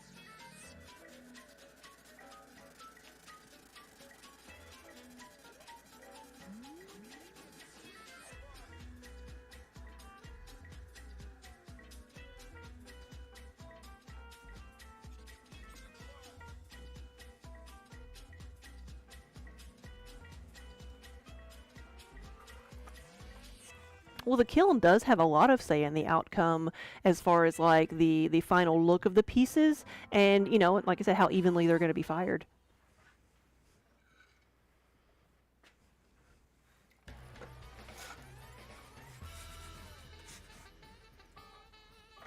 And like the pros and cons sometimes of a gas kiln versus an electric is gas. Okay, you might have more loss, but also you're not replacing elements every 2 years if you know, use them as often as I do.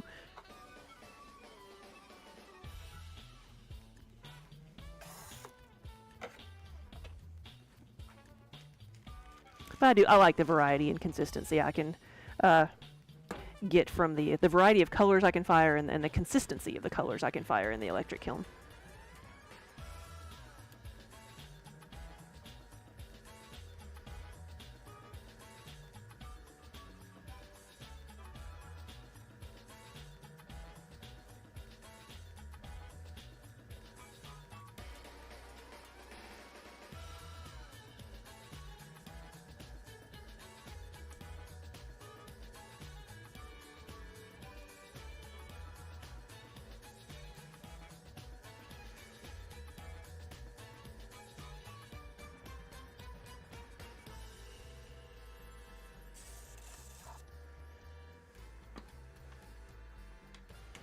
And there's a lot of just like I don't know what, like traditional opinions. There's a lot of bias still. Like when I was in school, so I don't know, 20 years ago, when I, you know, in the 2000s even still, when electric kilns were getting a lot more precise in what they could do. That's when they started.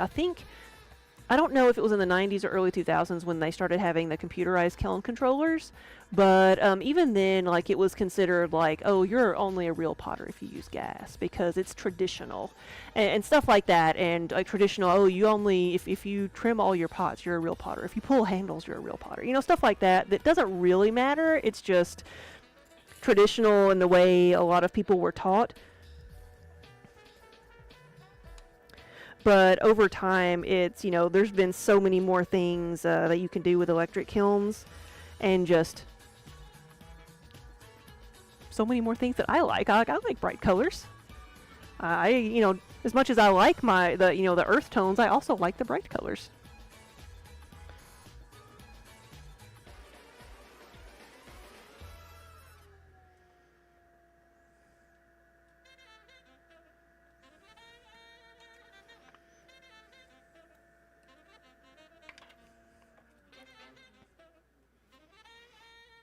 Oh, no, don't apologize for questions at all. I enjoy it. Because like I'm here, I'm doing this, every day, and while I will explain sometimes what I'm doing, there's things I forget about that I don't think about to explain. So no, I like it.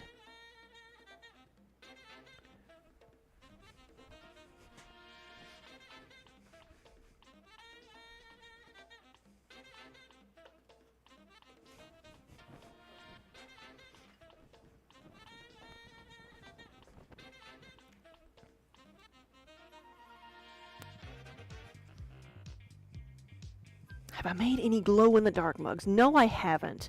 The stuff that I see that makes them glow in the dark, it's usually a low fire thing, and it's something that's done after. It's like not really a glaze. It's something that's done after the fact, put on top.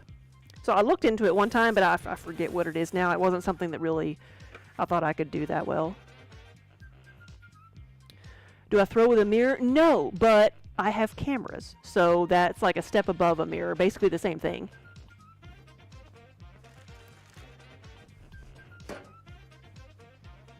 Because that's what I'm using to measure, is I've got a guide set up on my camera so I can measure the height with that instead of using a mirror or a shadow.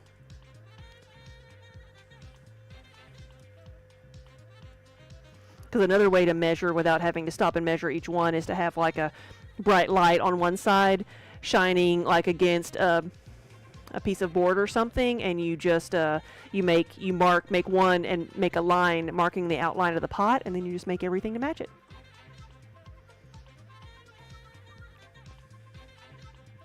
Cade, hello. Good evening. Welcome.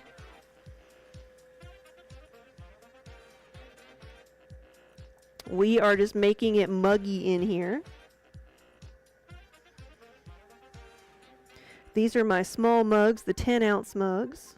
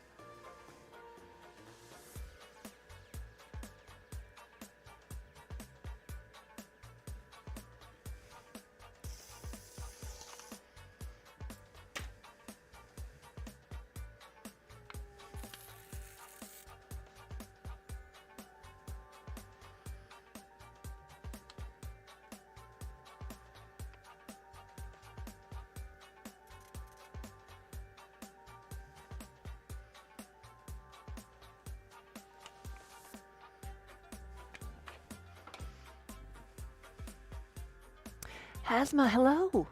Yeah, welcome everybody. Good afternoon.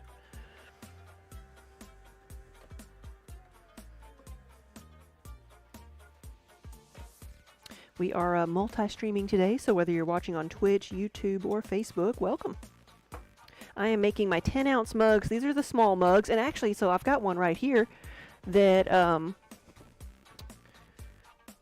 can show you what logo is going on these and what they'll look like.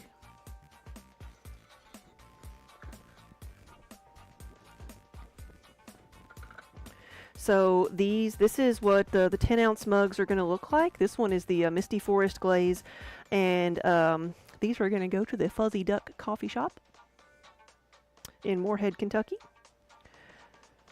That one just needs to be refired a little bit. But that's where these mugs are going to go.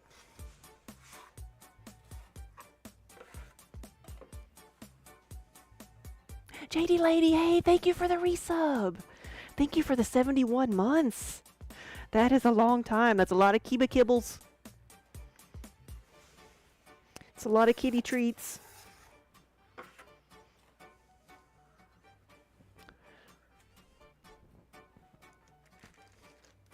Be nice if we had a cat up here.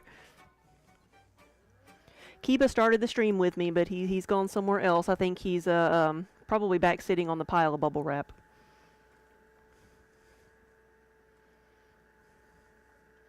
That's where he's been most of the day.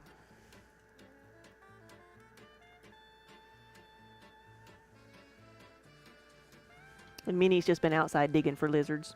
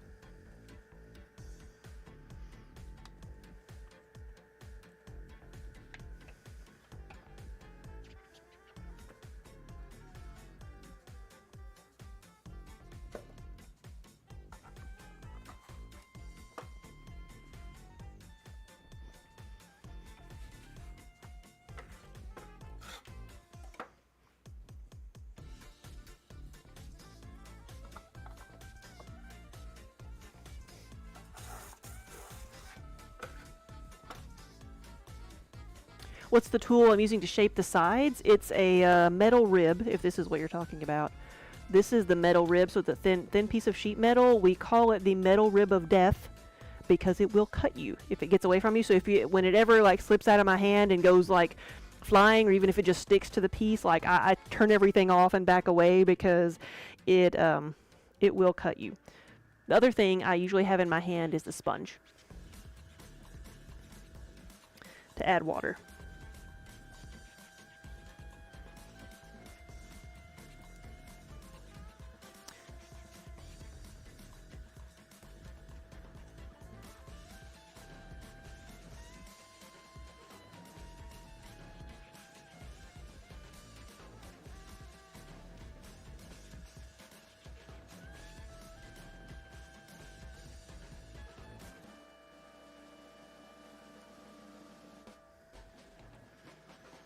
So right now I'm just using the sponge to kind of control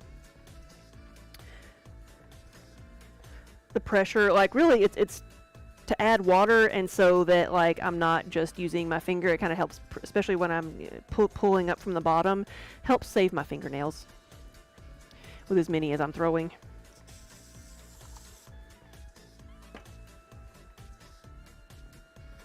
And then smooth it and shape it with the rib. For bigger pieces, I'll use one of the wooden or plastic ribs that are more rigid.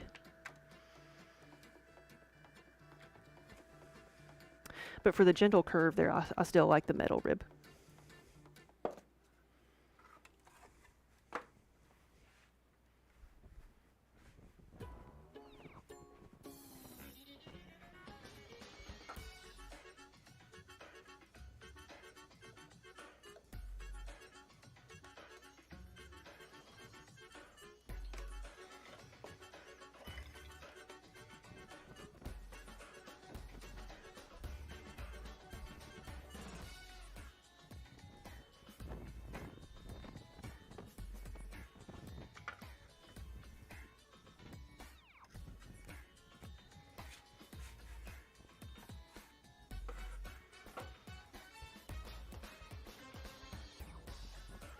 What do I enjoy throwing most? Something that's already sold. Something that I'm making that's for an order. That's the truthful answer, because that means I'm not like wasting my time. There's a certain level of anxiety when I'm getting ready for a show. Like, I know some things are, you know, decent sellers, but when you're making so many things and you don't know if they're going to sell or not, it's kind of hard to decide what to make. But if I know I have an order for a couple of things, oh, make a few extra. Then I'll have them for stock, and then I know some of them are sold.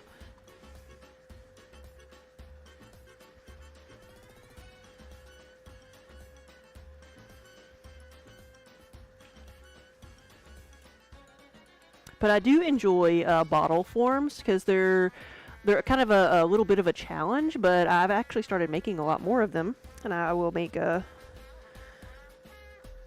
still need to make more at some point because I've got got orders for some oil bottles.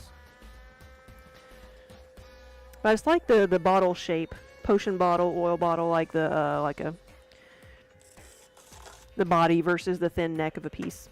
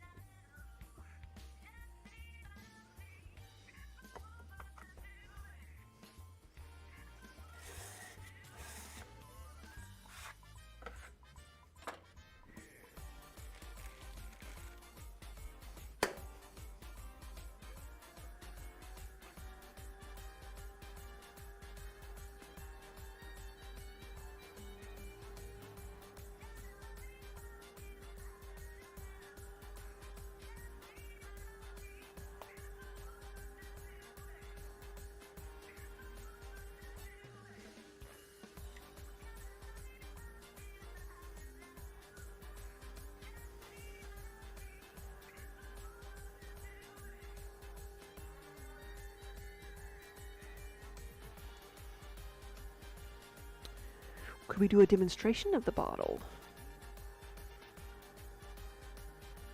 Yes, I have some of that clay I can, or that size of clay.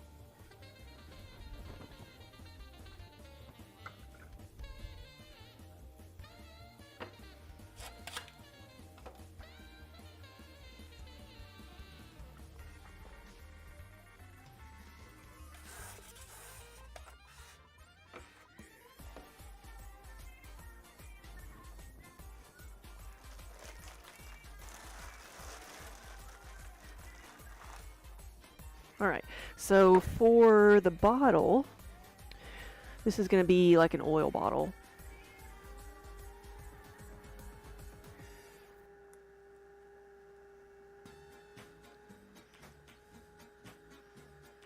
So this is similar to the travel mug.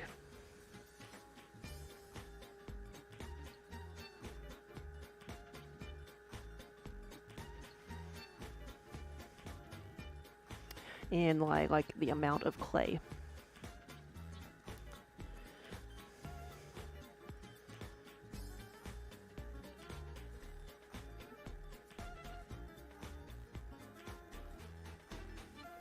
So most pieces start off the same way. You open them up and you pull up the walls.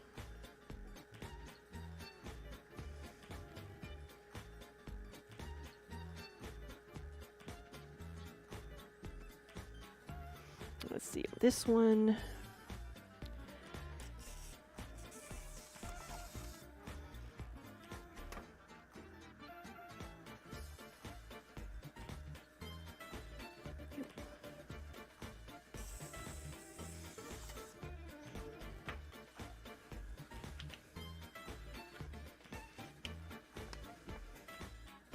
Buttercup, what is your question?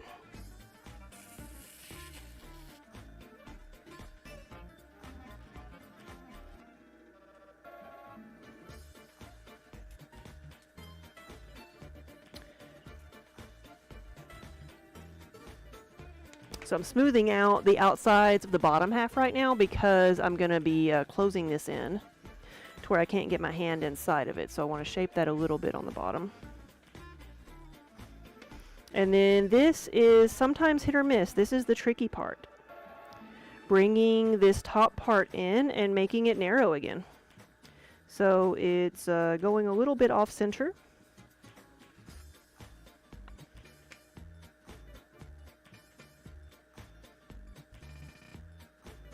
Why not cement? Why do you think cement would be better?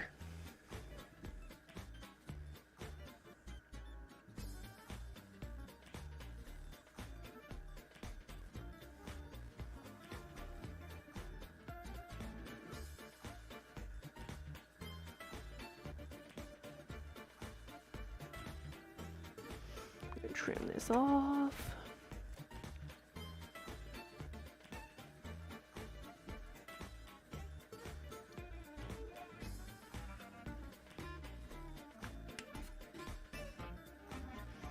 Open this up again and shape it a little bit more.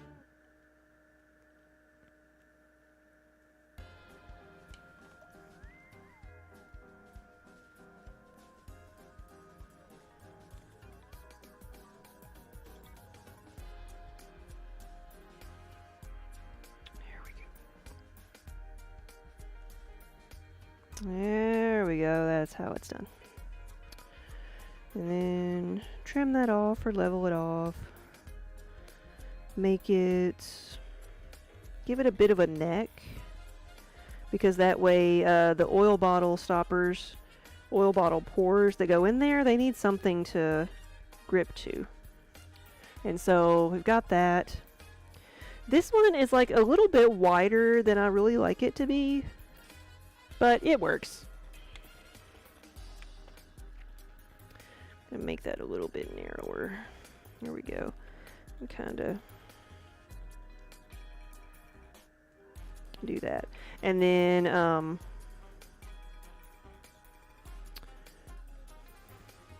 what I'll do is, like, I've made them swirly before, but with an oil bottle, I like to give it a bit of a squeeze. But that gives it a bit of a grip there to hold on to because it's oil and it's gonna get slippery, right? So this gives you something to hold on to when you're pouring. So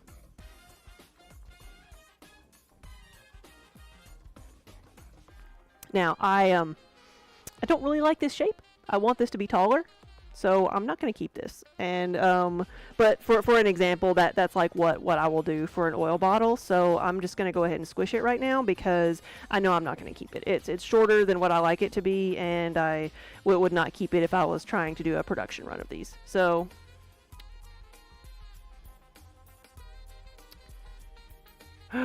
tomorrow is pie day. I forgot that tomorrow was pie day. With everything else, I forgot about it. I shouldn't I? Maybe. Okay, we'll work on that because I need clay. I only have 100 pounds of clay to my name, and pie plates take a lot of clay. But so squish. So we're gonna squish it. What's the difference between clay and cement? There are so many differences. Clay is, dug out of the ground. It's a different chemical. Here we go. Ready? Clay is its own thing. Cement is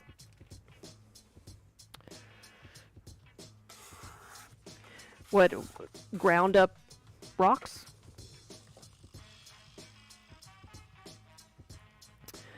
Clay has to be fired, and it's a lot smoother and lighter than cement. Like, I see a lot of things being cast out of cement, but clay, is much lighter and can hold water.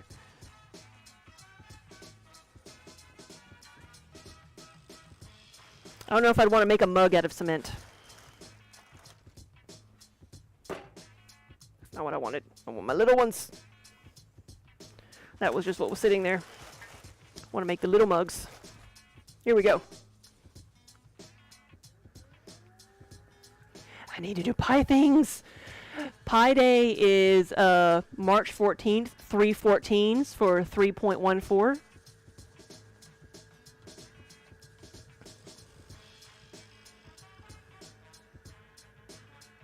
Today we celebrate math and fruit fillings. Or creamy fillings.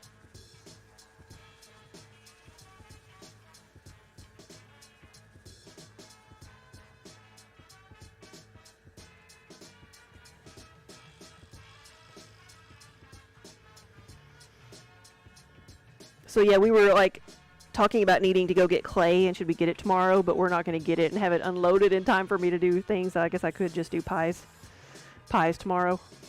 Or pizza pies. Or cheese. Mmm.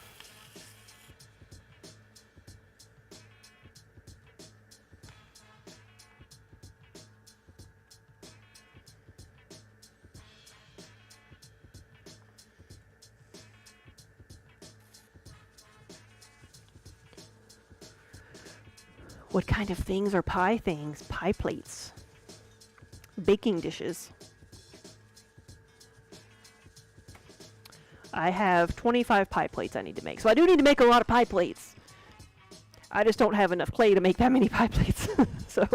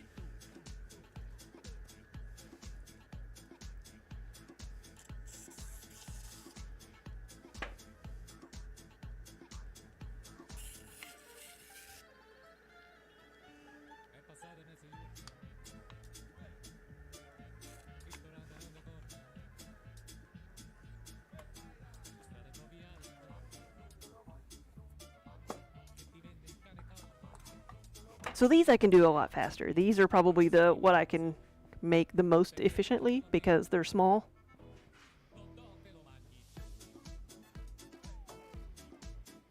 And it's a shape I've had tons of practice with.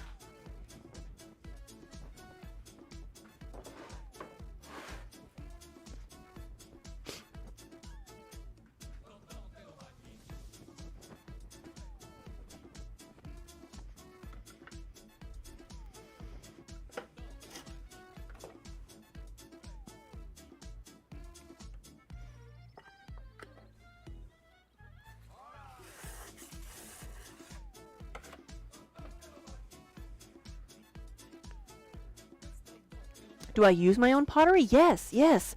I say that, like, if anybody were to look at my kitchen and judge me on my pottery making skills by what I use at home, I would get, like, very low marks because I take home all the ugly pots, the things that maybe are glaze tests that don't look very pretty, or things that are slightly cracked, or, you know, things that I wouldn't, like, sell but are still usable. You know, ugly pots need love too, so I have, like, a kitchen full of rejects. But they still hold coffee, and they still hold soup.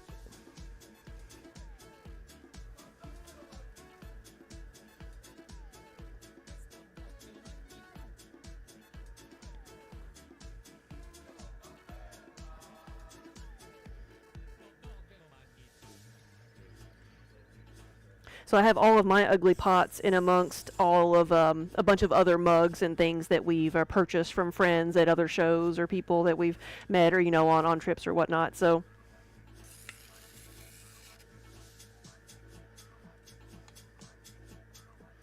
I have other people's pretty pots, but just not my own at home.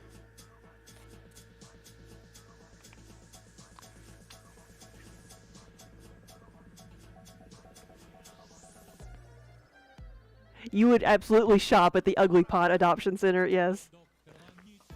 We do that sometimes. I need to call it that now. Take me to your forever home.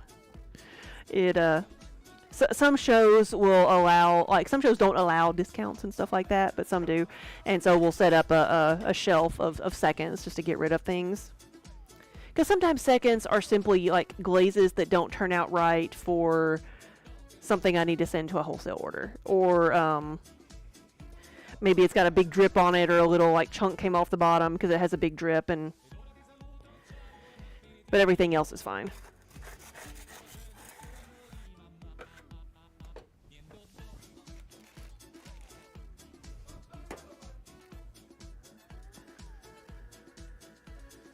Who needs a matching set when you can have 20 totally uniquely ugly pots? Yes. But actually, I noticed people do that more and more now. They just, like, collect tons of random things. Because when I like, arrange my booth, I tend to, like, put things together and have, like, sets of soup bowls, like 4 soup bowls in the same color together. And I don't know that I've ever sold a set of soup bowls in the same color together. Everybody mixes and matches them and buys all different colors. And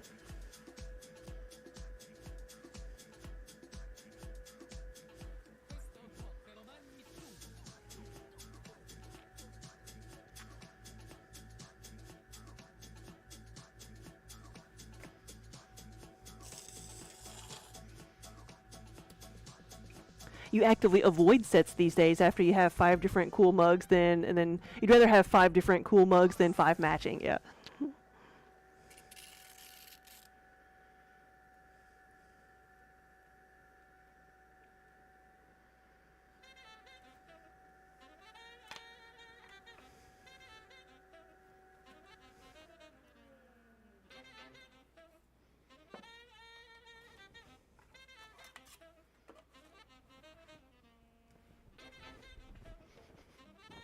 I have made a couple dinnerware sets in my time, though.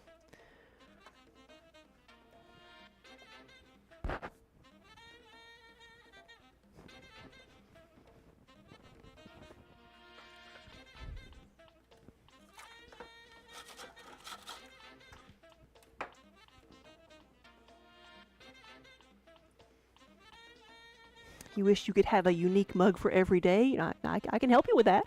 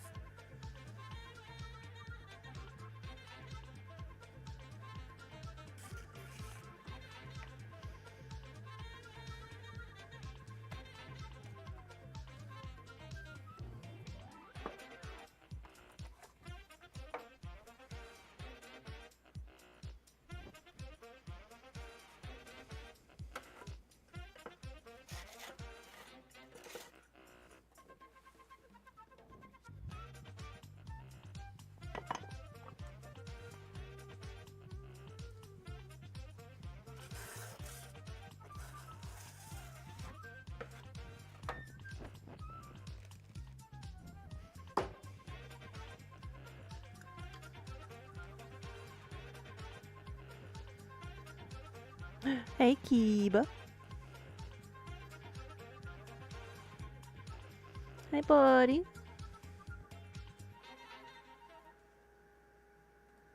Nope. No interest in me.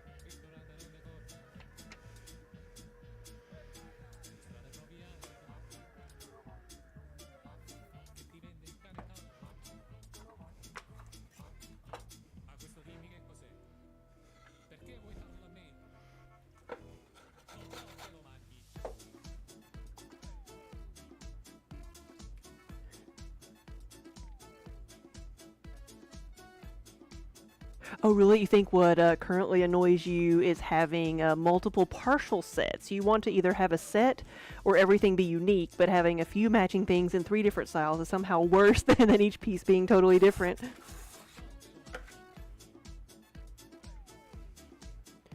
See, I don't care if something matches. I really don't. Like, yes, it's very satisfying when everything matches, but like, I am just as things are just is like it makes me excuse me words.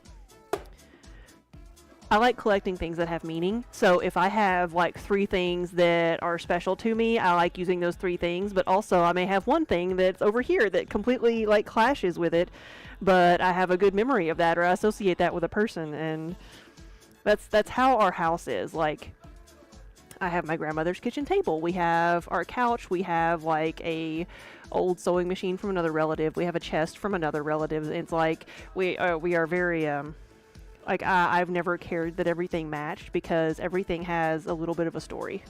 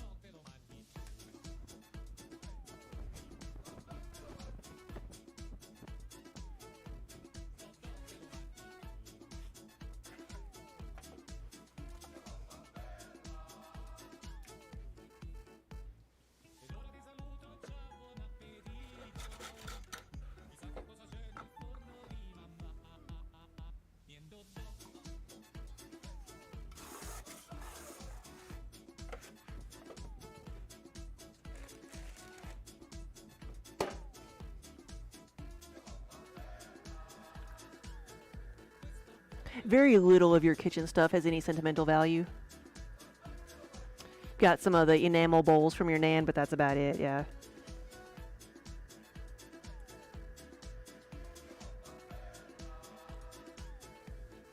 So much of what we have, like, we acquired just like so much stuff when we were getting married, and some of the stuff I still have and still use. Like, I know for a fact there's like there's a plastic spoon that I have that I use almost every day that's probably older than I am because it was from Daniel's mom, and she, like, 'cause she lived with us for a while, and some of the things just, you know, you don't get rid of them because we are pack rats too.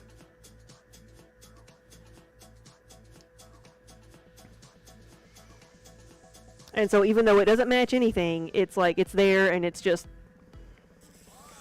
it belongs there now.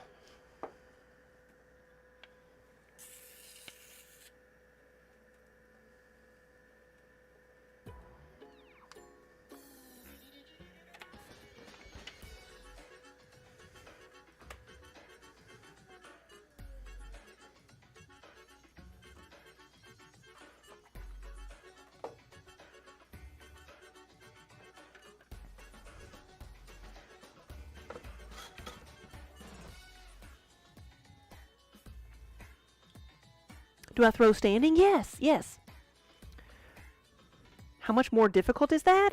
It's actually a little bit easier, I think. Like, I was, when I was thinking about, like, transferring to standing from sitting, I thought it would be harder, but it's actually, I like it better. I wish I'd done it sooner.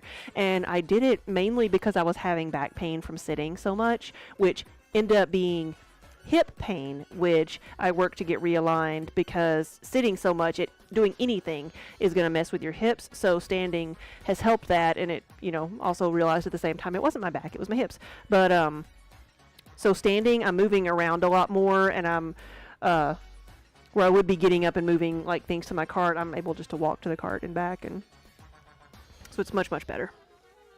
And I feel like I have more like leverage, like when I'm doing taller things especially. But I have a wheel with an automatic, I have a dial, so I don't have to use the foot pedal. I can use either a dial that sets it to an automatic speed, or I can use a foot pedal, which I can control, but I don't want to use a foot pedal because then I would be like, you know, standing on one leg, and then that defeats the purpose of standing at the wheel to help your back. Yes, sir.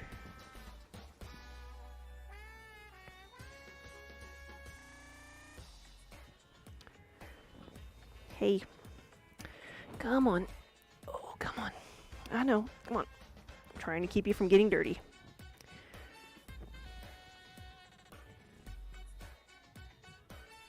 So here's Kiba, my supervisor. Someone moves in, moves out, leaves a bunch of stuff, move in. Yeah. Yep.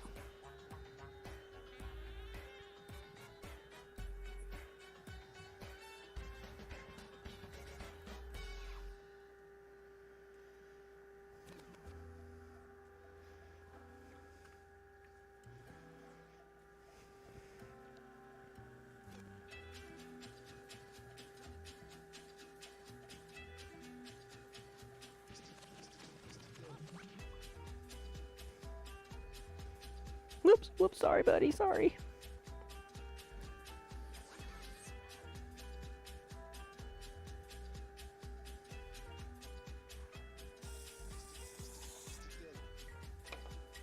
It's even ended up with 5 printers, yeah.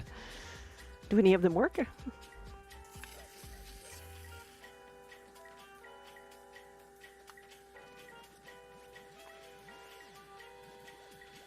Oh, buddy. Oh, I know what. You want pets. I mean, quit petting the mug.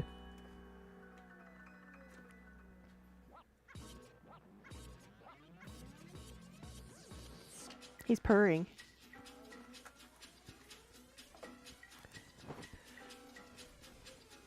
But he doesn't like to get his little feet wet, so I have to put a bat on there for him.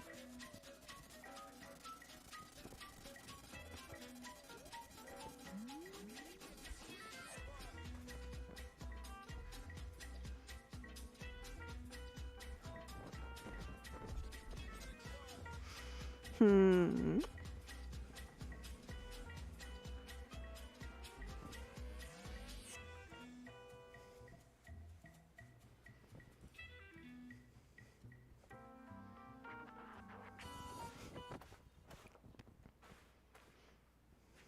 Come on. Here we go. There we go. You wanted to cuddle. You wanted to cuddle. There we go.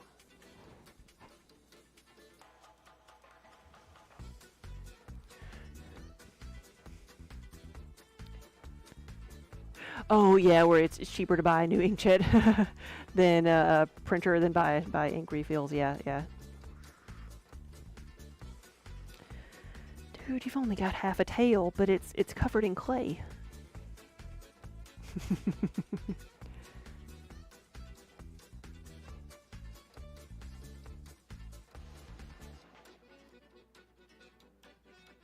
There, okay.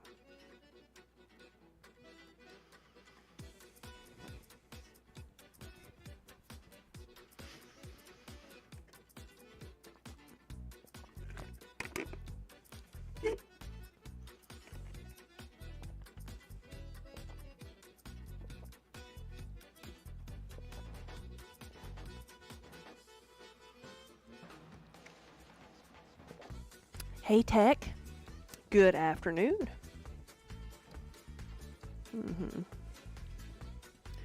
You gonna stay here with me?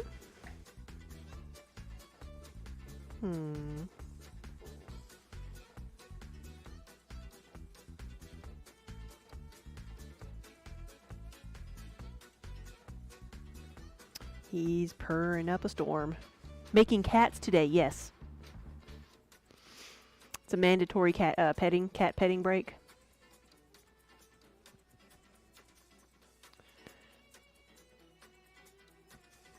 I'm gonna get to belly.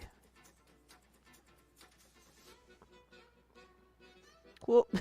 Nope. He's like, I asked nicely the first time.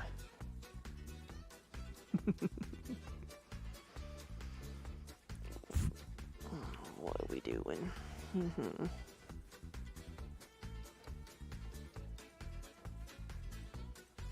Gotta have some proper cat cuddles.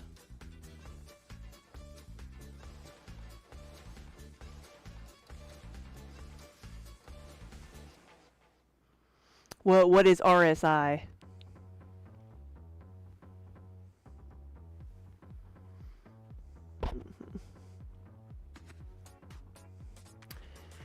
Putting holes in my shirt is what he's doing. Repetitive strain injury, yes.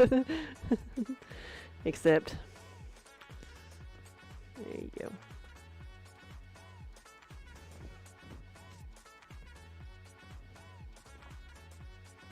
Hey, buddy. Come on, let's go over here. Oof.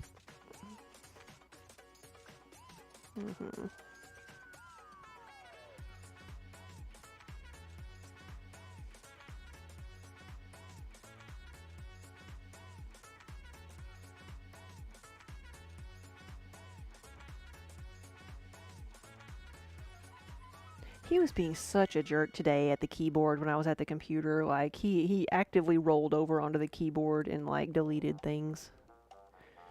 That we now have the advertised 2% cat fluff in every piece. Job done.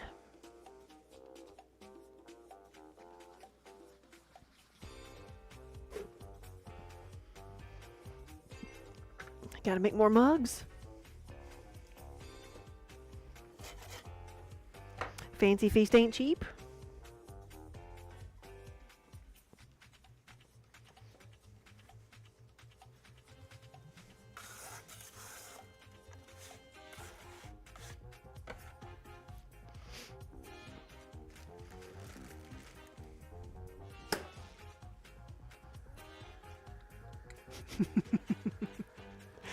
That annoyed look on his face.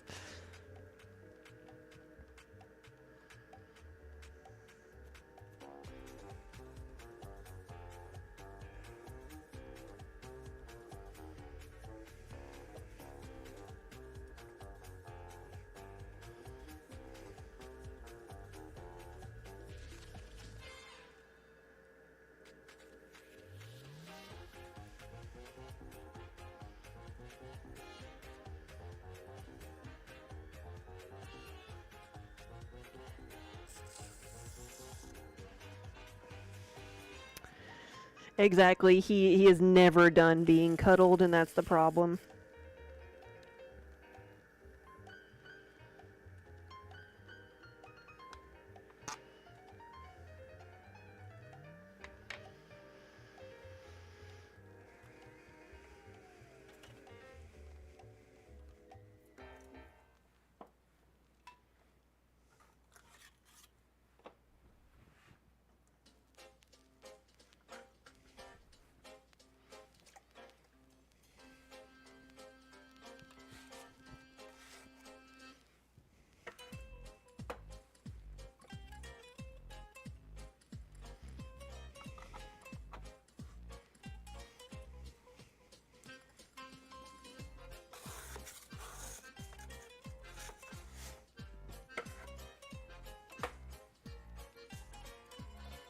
Does he have extra toes? No, no.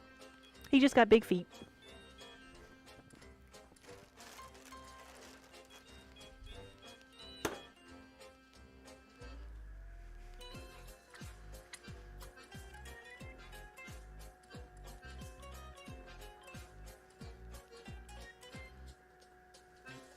What are those called? Is it like a Hemingway cat?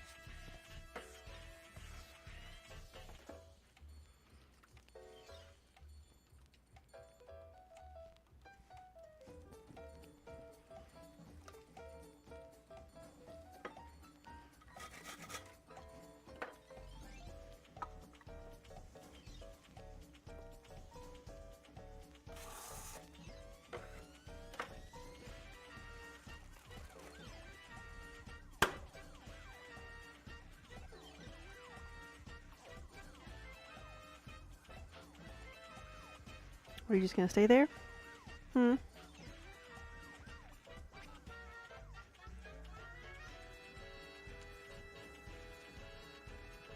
Oh, now you move. Now you move. Come on.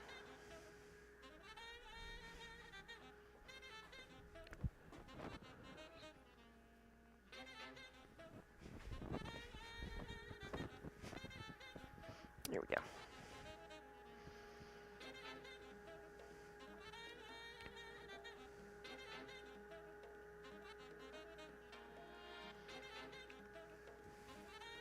This is where he and Minnie usually sleep at night. I know they get up here and they use the cat bed, but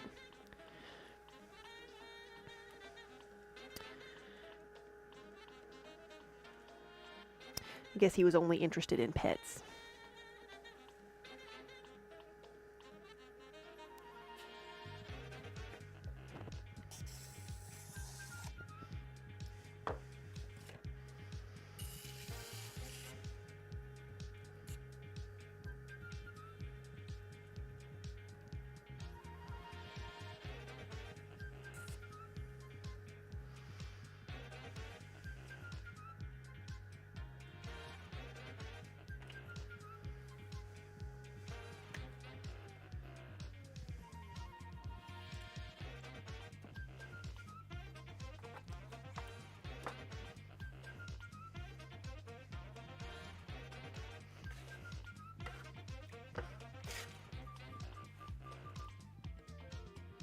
Was he getting in the way? Yes, he took himself off for a snack. I can hear him crunching away. He had to inspect the status of his food bowl, which is a job he takes very seriously.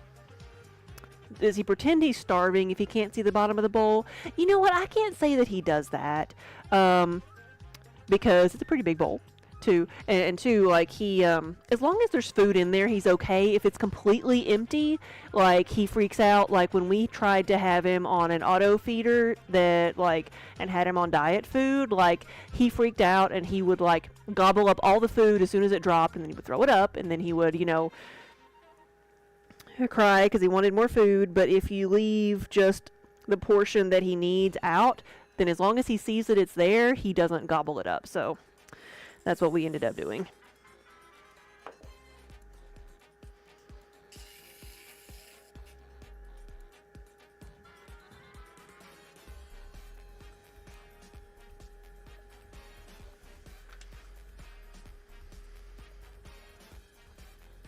When is my next show? It's going to be in May, and it's up in Maryland,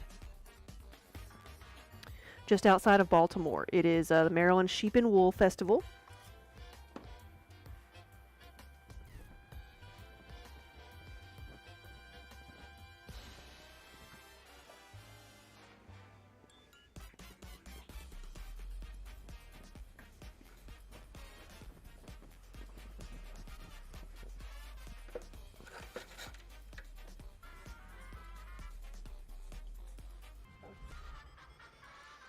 One of yours will go on hunger strike if there's only dry food. Oh, poor thing.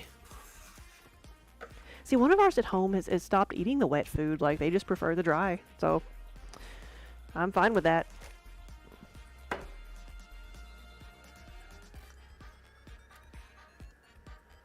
Yeah, so for the next little bit, I'm going to be working on orders and then also making things for the next show.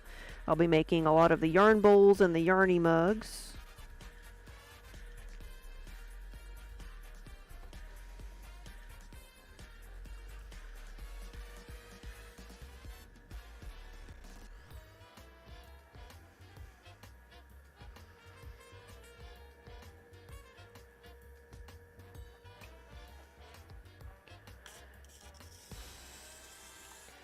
Your Bigby will eat anything, but your Tasha will refuse to eat and then cry that she's hungry if there's no meat. Yeah. Tech, yours, if there's a hole in the bottom, yours will cry and then shake the bowl to fill in the hole. He's fine. Oh. I read one place that has to do sometimes with, like, their whiskers touching it, like touching the food or touching the sides of the bowl.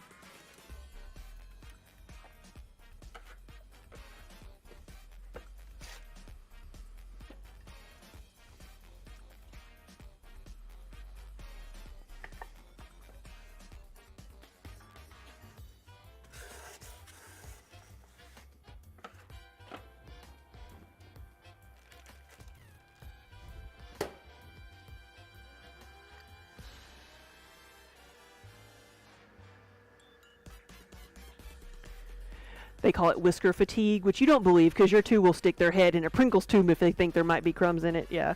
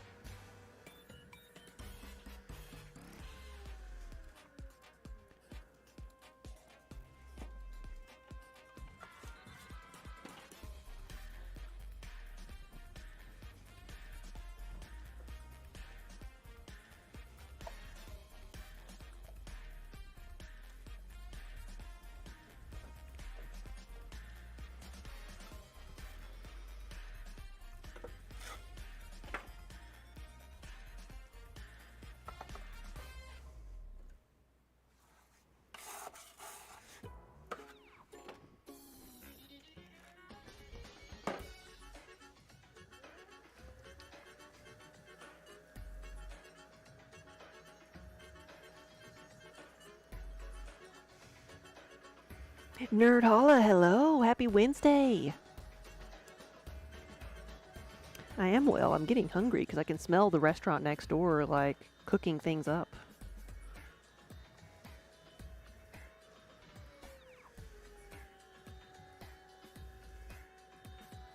Surprised Kiba's not outside, like, trying to be friends with them.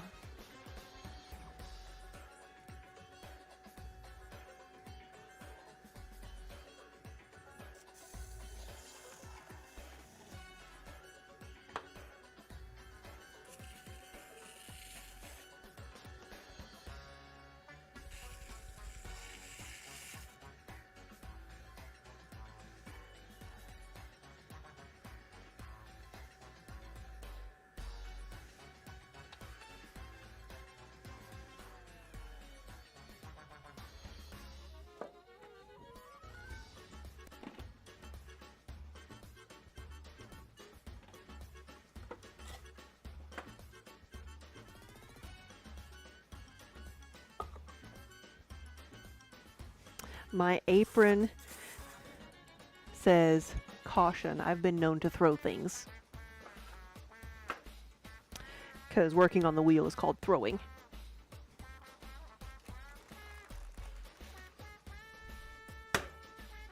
Just like that.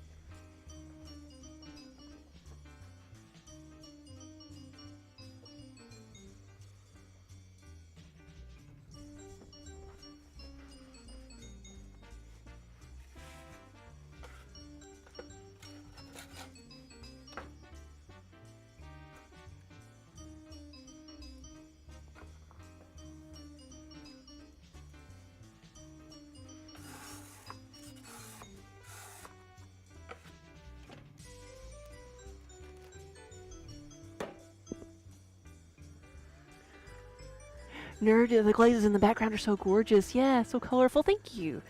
Yeah, I originally made my displays for a show a couple years ago, and I went to that show again this past weekend. So I rearranged them, fixed them up, updated them with some of my newer colors.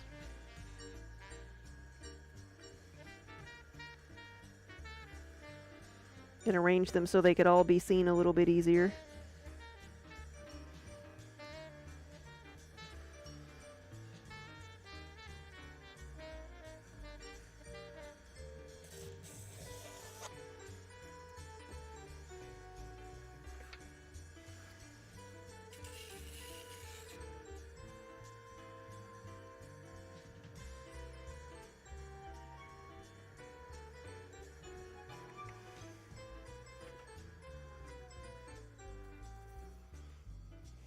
Unicorn.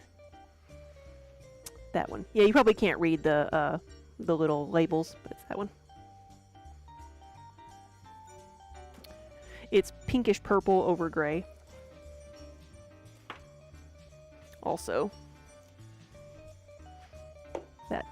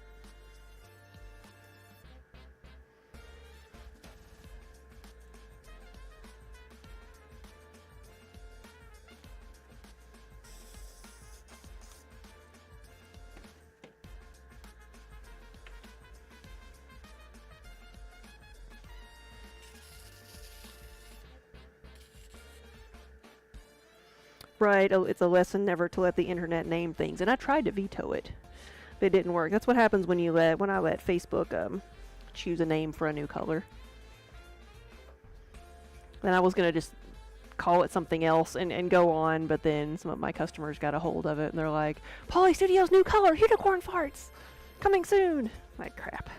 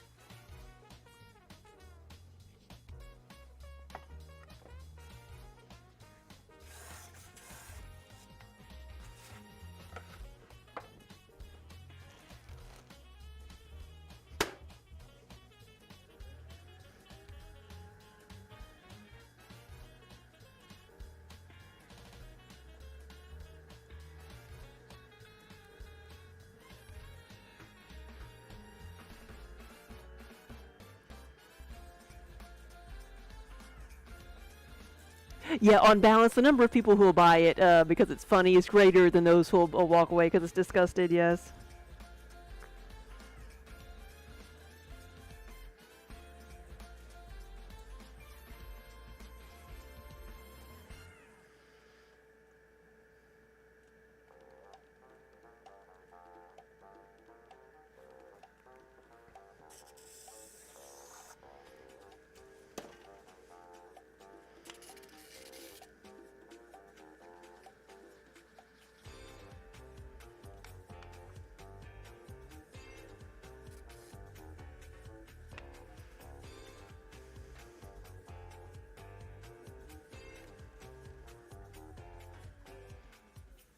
You like to think most people have a sense of humor. Most people do.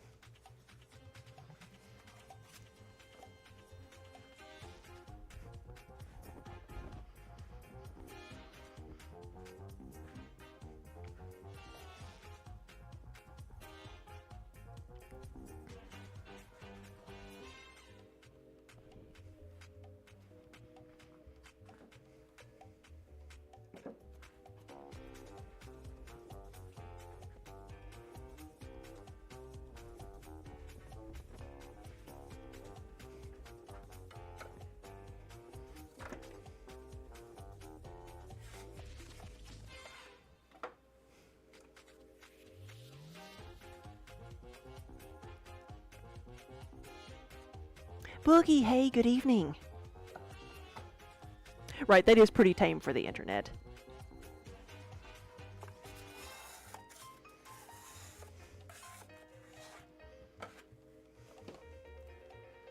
No, we embrace it now. I say unicorn farts so much that like I don't even think about it anymore, and then somebody will like be like, "What did you say?"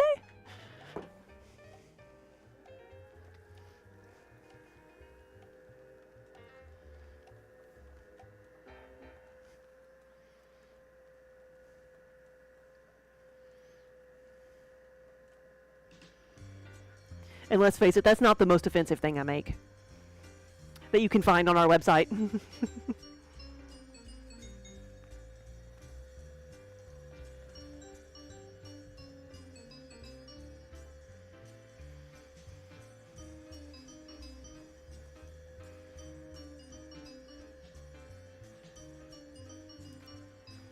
We had people turning around our somebody came in and turned around all of the rainbow mugs, and the I have the goddess symbol, like the triple moon symbol on a mug, and somebody turned it around. Excuse me. Megan, hey, thank you for the raid. Hey, Megan. Welcome, everybody. Dr. Kit Kat, Bug, Cade. Yeah, I want the mommy, I want the unicorn farts. Just so I can say unicorn farts. Yep.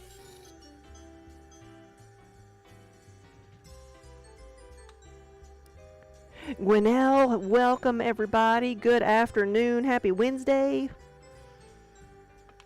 We are making it muggy in here.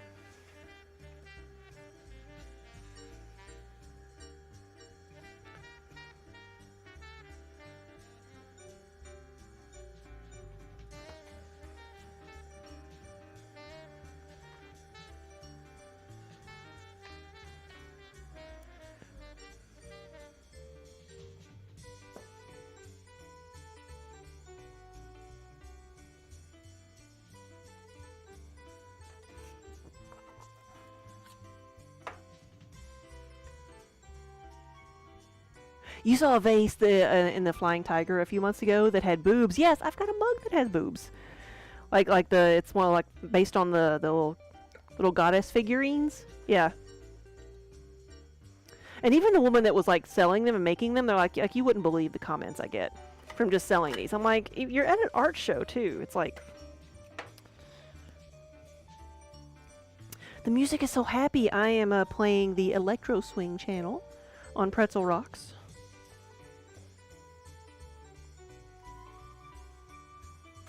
Mugging for the camera. Working on my 10-ounce mugs because I've got some orders to fill. We went to a show this weekend and took some orders.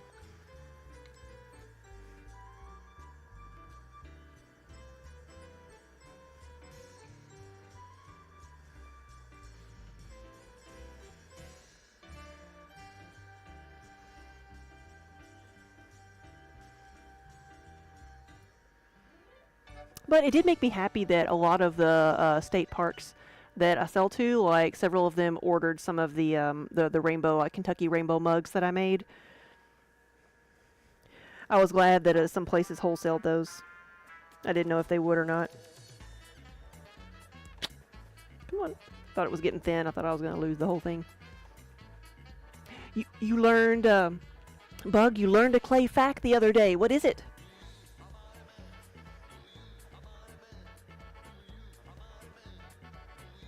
Share your knowledge.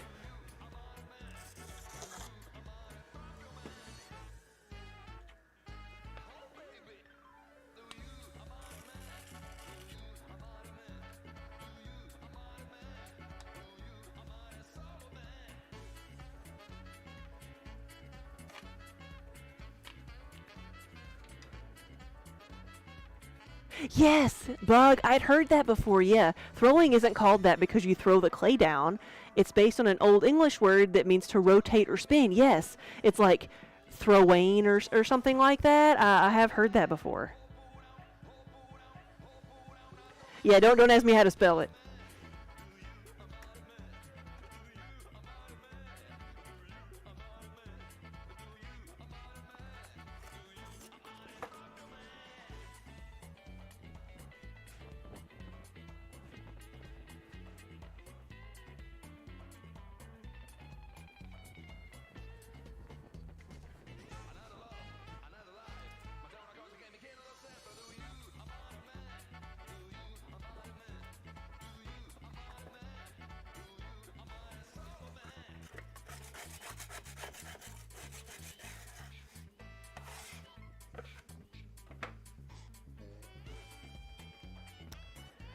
Your name, Cade, is based on a Middle English word for a pet.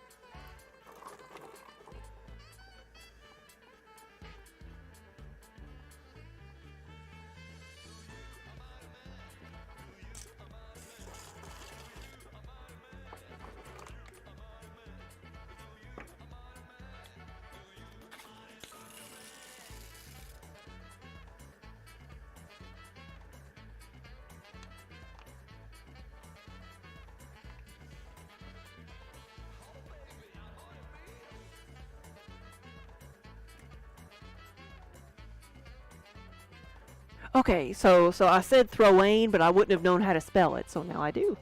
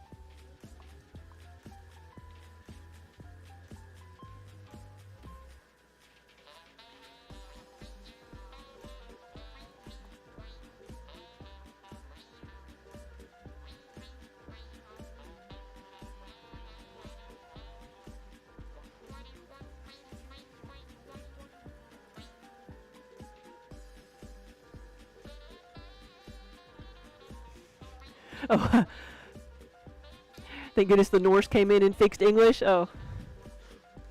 See, I thought it was the French that had a good deal of influence on it.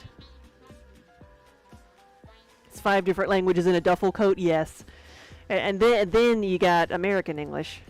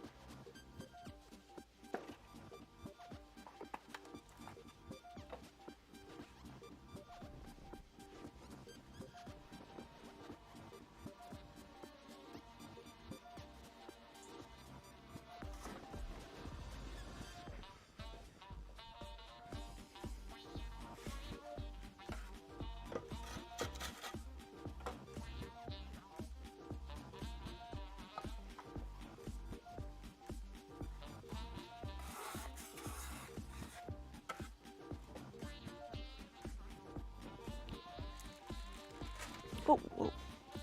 Caught it.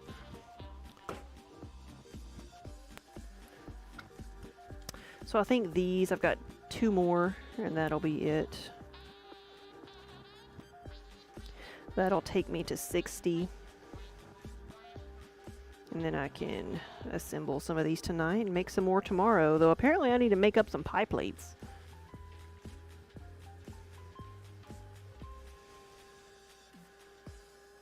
But I can only do like a dozen pie plates at a time, so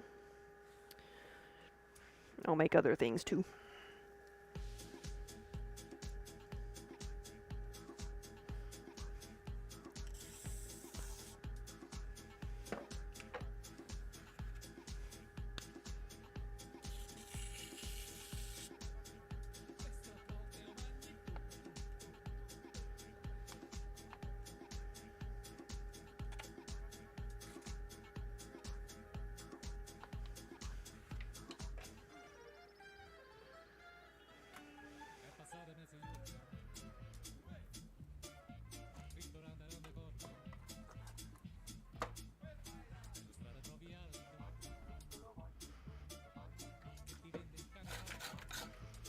Yeah, Cade, I do love the study of linguistics. I enjoy learning about, like, you know, why we say what we do, where it came from, and there's like there's a podcast or radio show, but I've listened to it as a podcast that is called A Way with Words. And that's basically what they do. They talk about, like, hey, why I always said this. I don't know why though, but what's the origins of this word? And so it's just they just talk about why we say the things we do.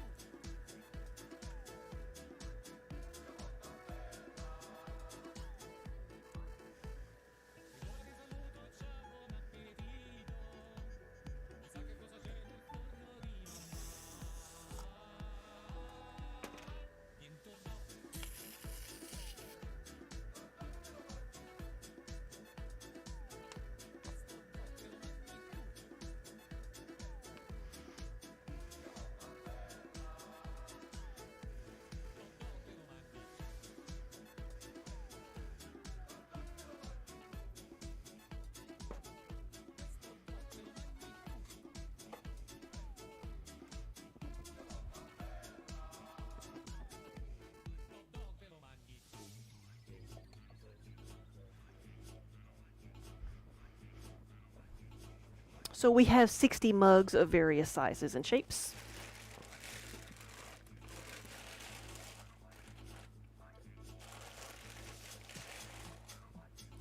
Got a good 4 or 5 pounds of reclaim.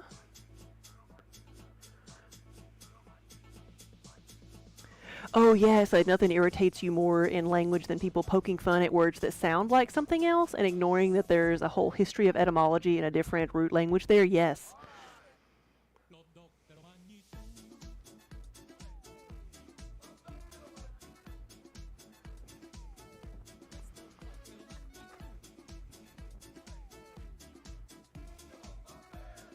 Yeah, and there's a lot of talk on the podcast about, like, rural accents and how we like to make fun of rural accents, and but how that's like not, should not do that because it's just the way people talk, and it's actually because there's reasons we all say the words we do. Every word we say has a history to it. What is it? I don't know the term for it, but like an Appalachian like rural accent, like in Eastern Tennessee and Eastern Kentucky, is being given its own distinction as a official dialect of the region. I remember hearing about that and thinking that was like pretty cool because it is so distinctive.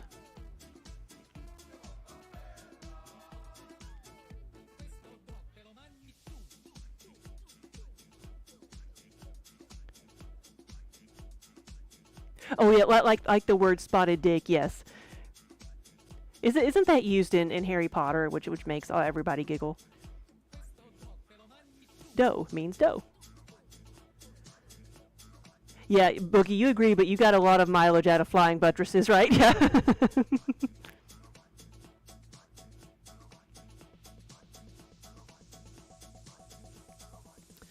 Yeah, you love delving into the etymology of words and phrases, but you also love wordplay and making fun of homonyms. Yes.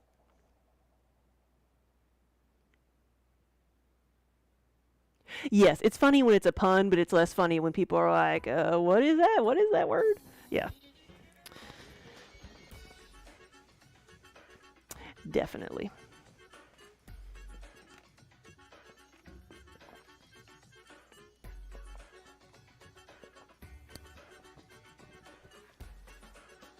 If it's not Baroque, don't fix it. Yes. Cogsworth. So the first thing I think of with that is the Beauty and the Beast. I know it's a joke, old joke, but that's the first thing I think of.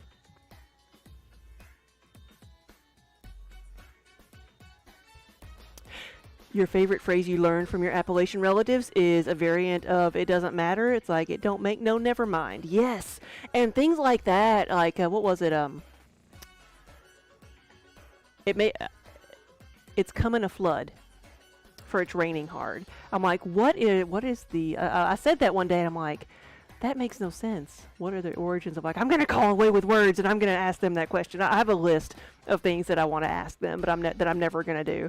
I just need to send them like a 2-page email because then I forget about it. Like, it's coming a flood.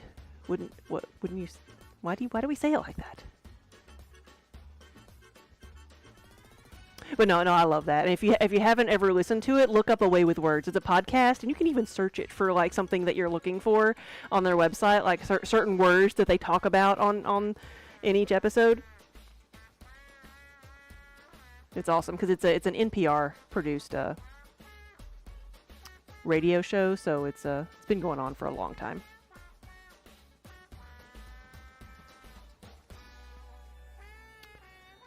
Oh, I have to look that up. You used to have a daily calendar of Old English words, and you love learning them. Yes.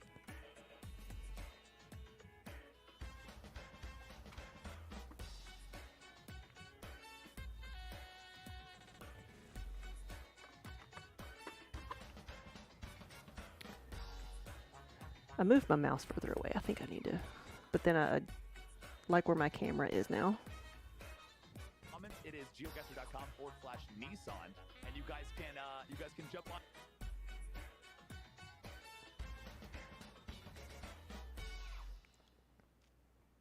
Now that makes me want to listen to the podcast again.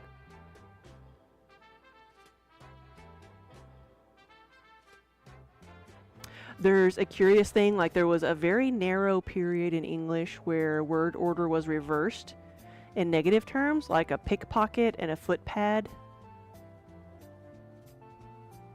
And so some of those words hold over. Yeah. It's like there was one that I found out, like there's a word. So I'm from West Tennessee, and rural West Tennessee, and like we always called, or my mother always called, a train bridge a viaduct. And so it's a word, viaduct, train bridge. And so, like, when giving directions when I was in college, I'm like, yeah, turn right at the viaduct. And people, like, looked at me like I was crazy. So I'm like, okay, maybe this is a regional word that nobody else knows what it means. Fine, I won't use it anymore. But, like, a couple of years ago, I was watching a train stream on Twitch. Like, you know, they used to have a train stream that was like a train going through the Swiss Alps, is what it was. Gorgeous. Really, like, nice chill stream to watch. But all the place names were in Dutch. See, you know what it is. But, like, I wouldn't even have known how to spell it. But, like, all the place names were in Dutch, and one of them was, like, such and such viaduct when they were going on a bridge, on a train. And I'm like, wait, I know that word. And so, like, how in the world did a Dutch word make it through the generations to be used in its original form, like, in, you know, the 80s and 90s and all, you know, even into the 2000s? Like, how did that happen? How did it never change? You've heard your dad use that word. Okay.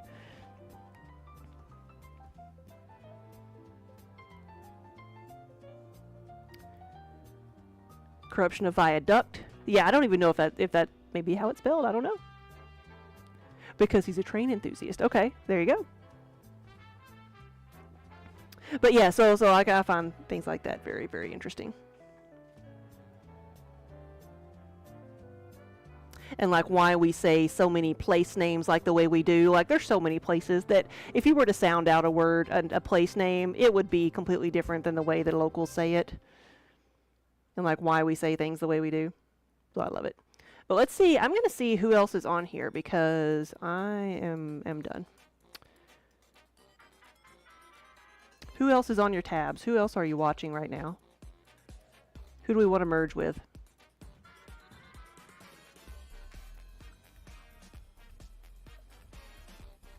Aqueduct for canal, yes. I think we need to go see Quiltoni. I don't know if we're on at the same time usually or if we miss each other, but I haven't seen them live in a while.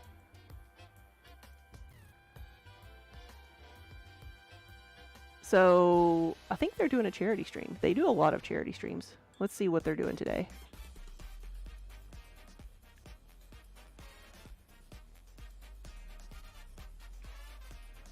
Here we go.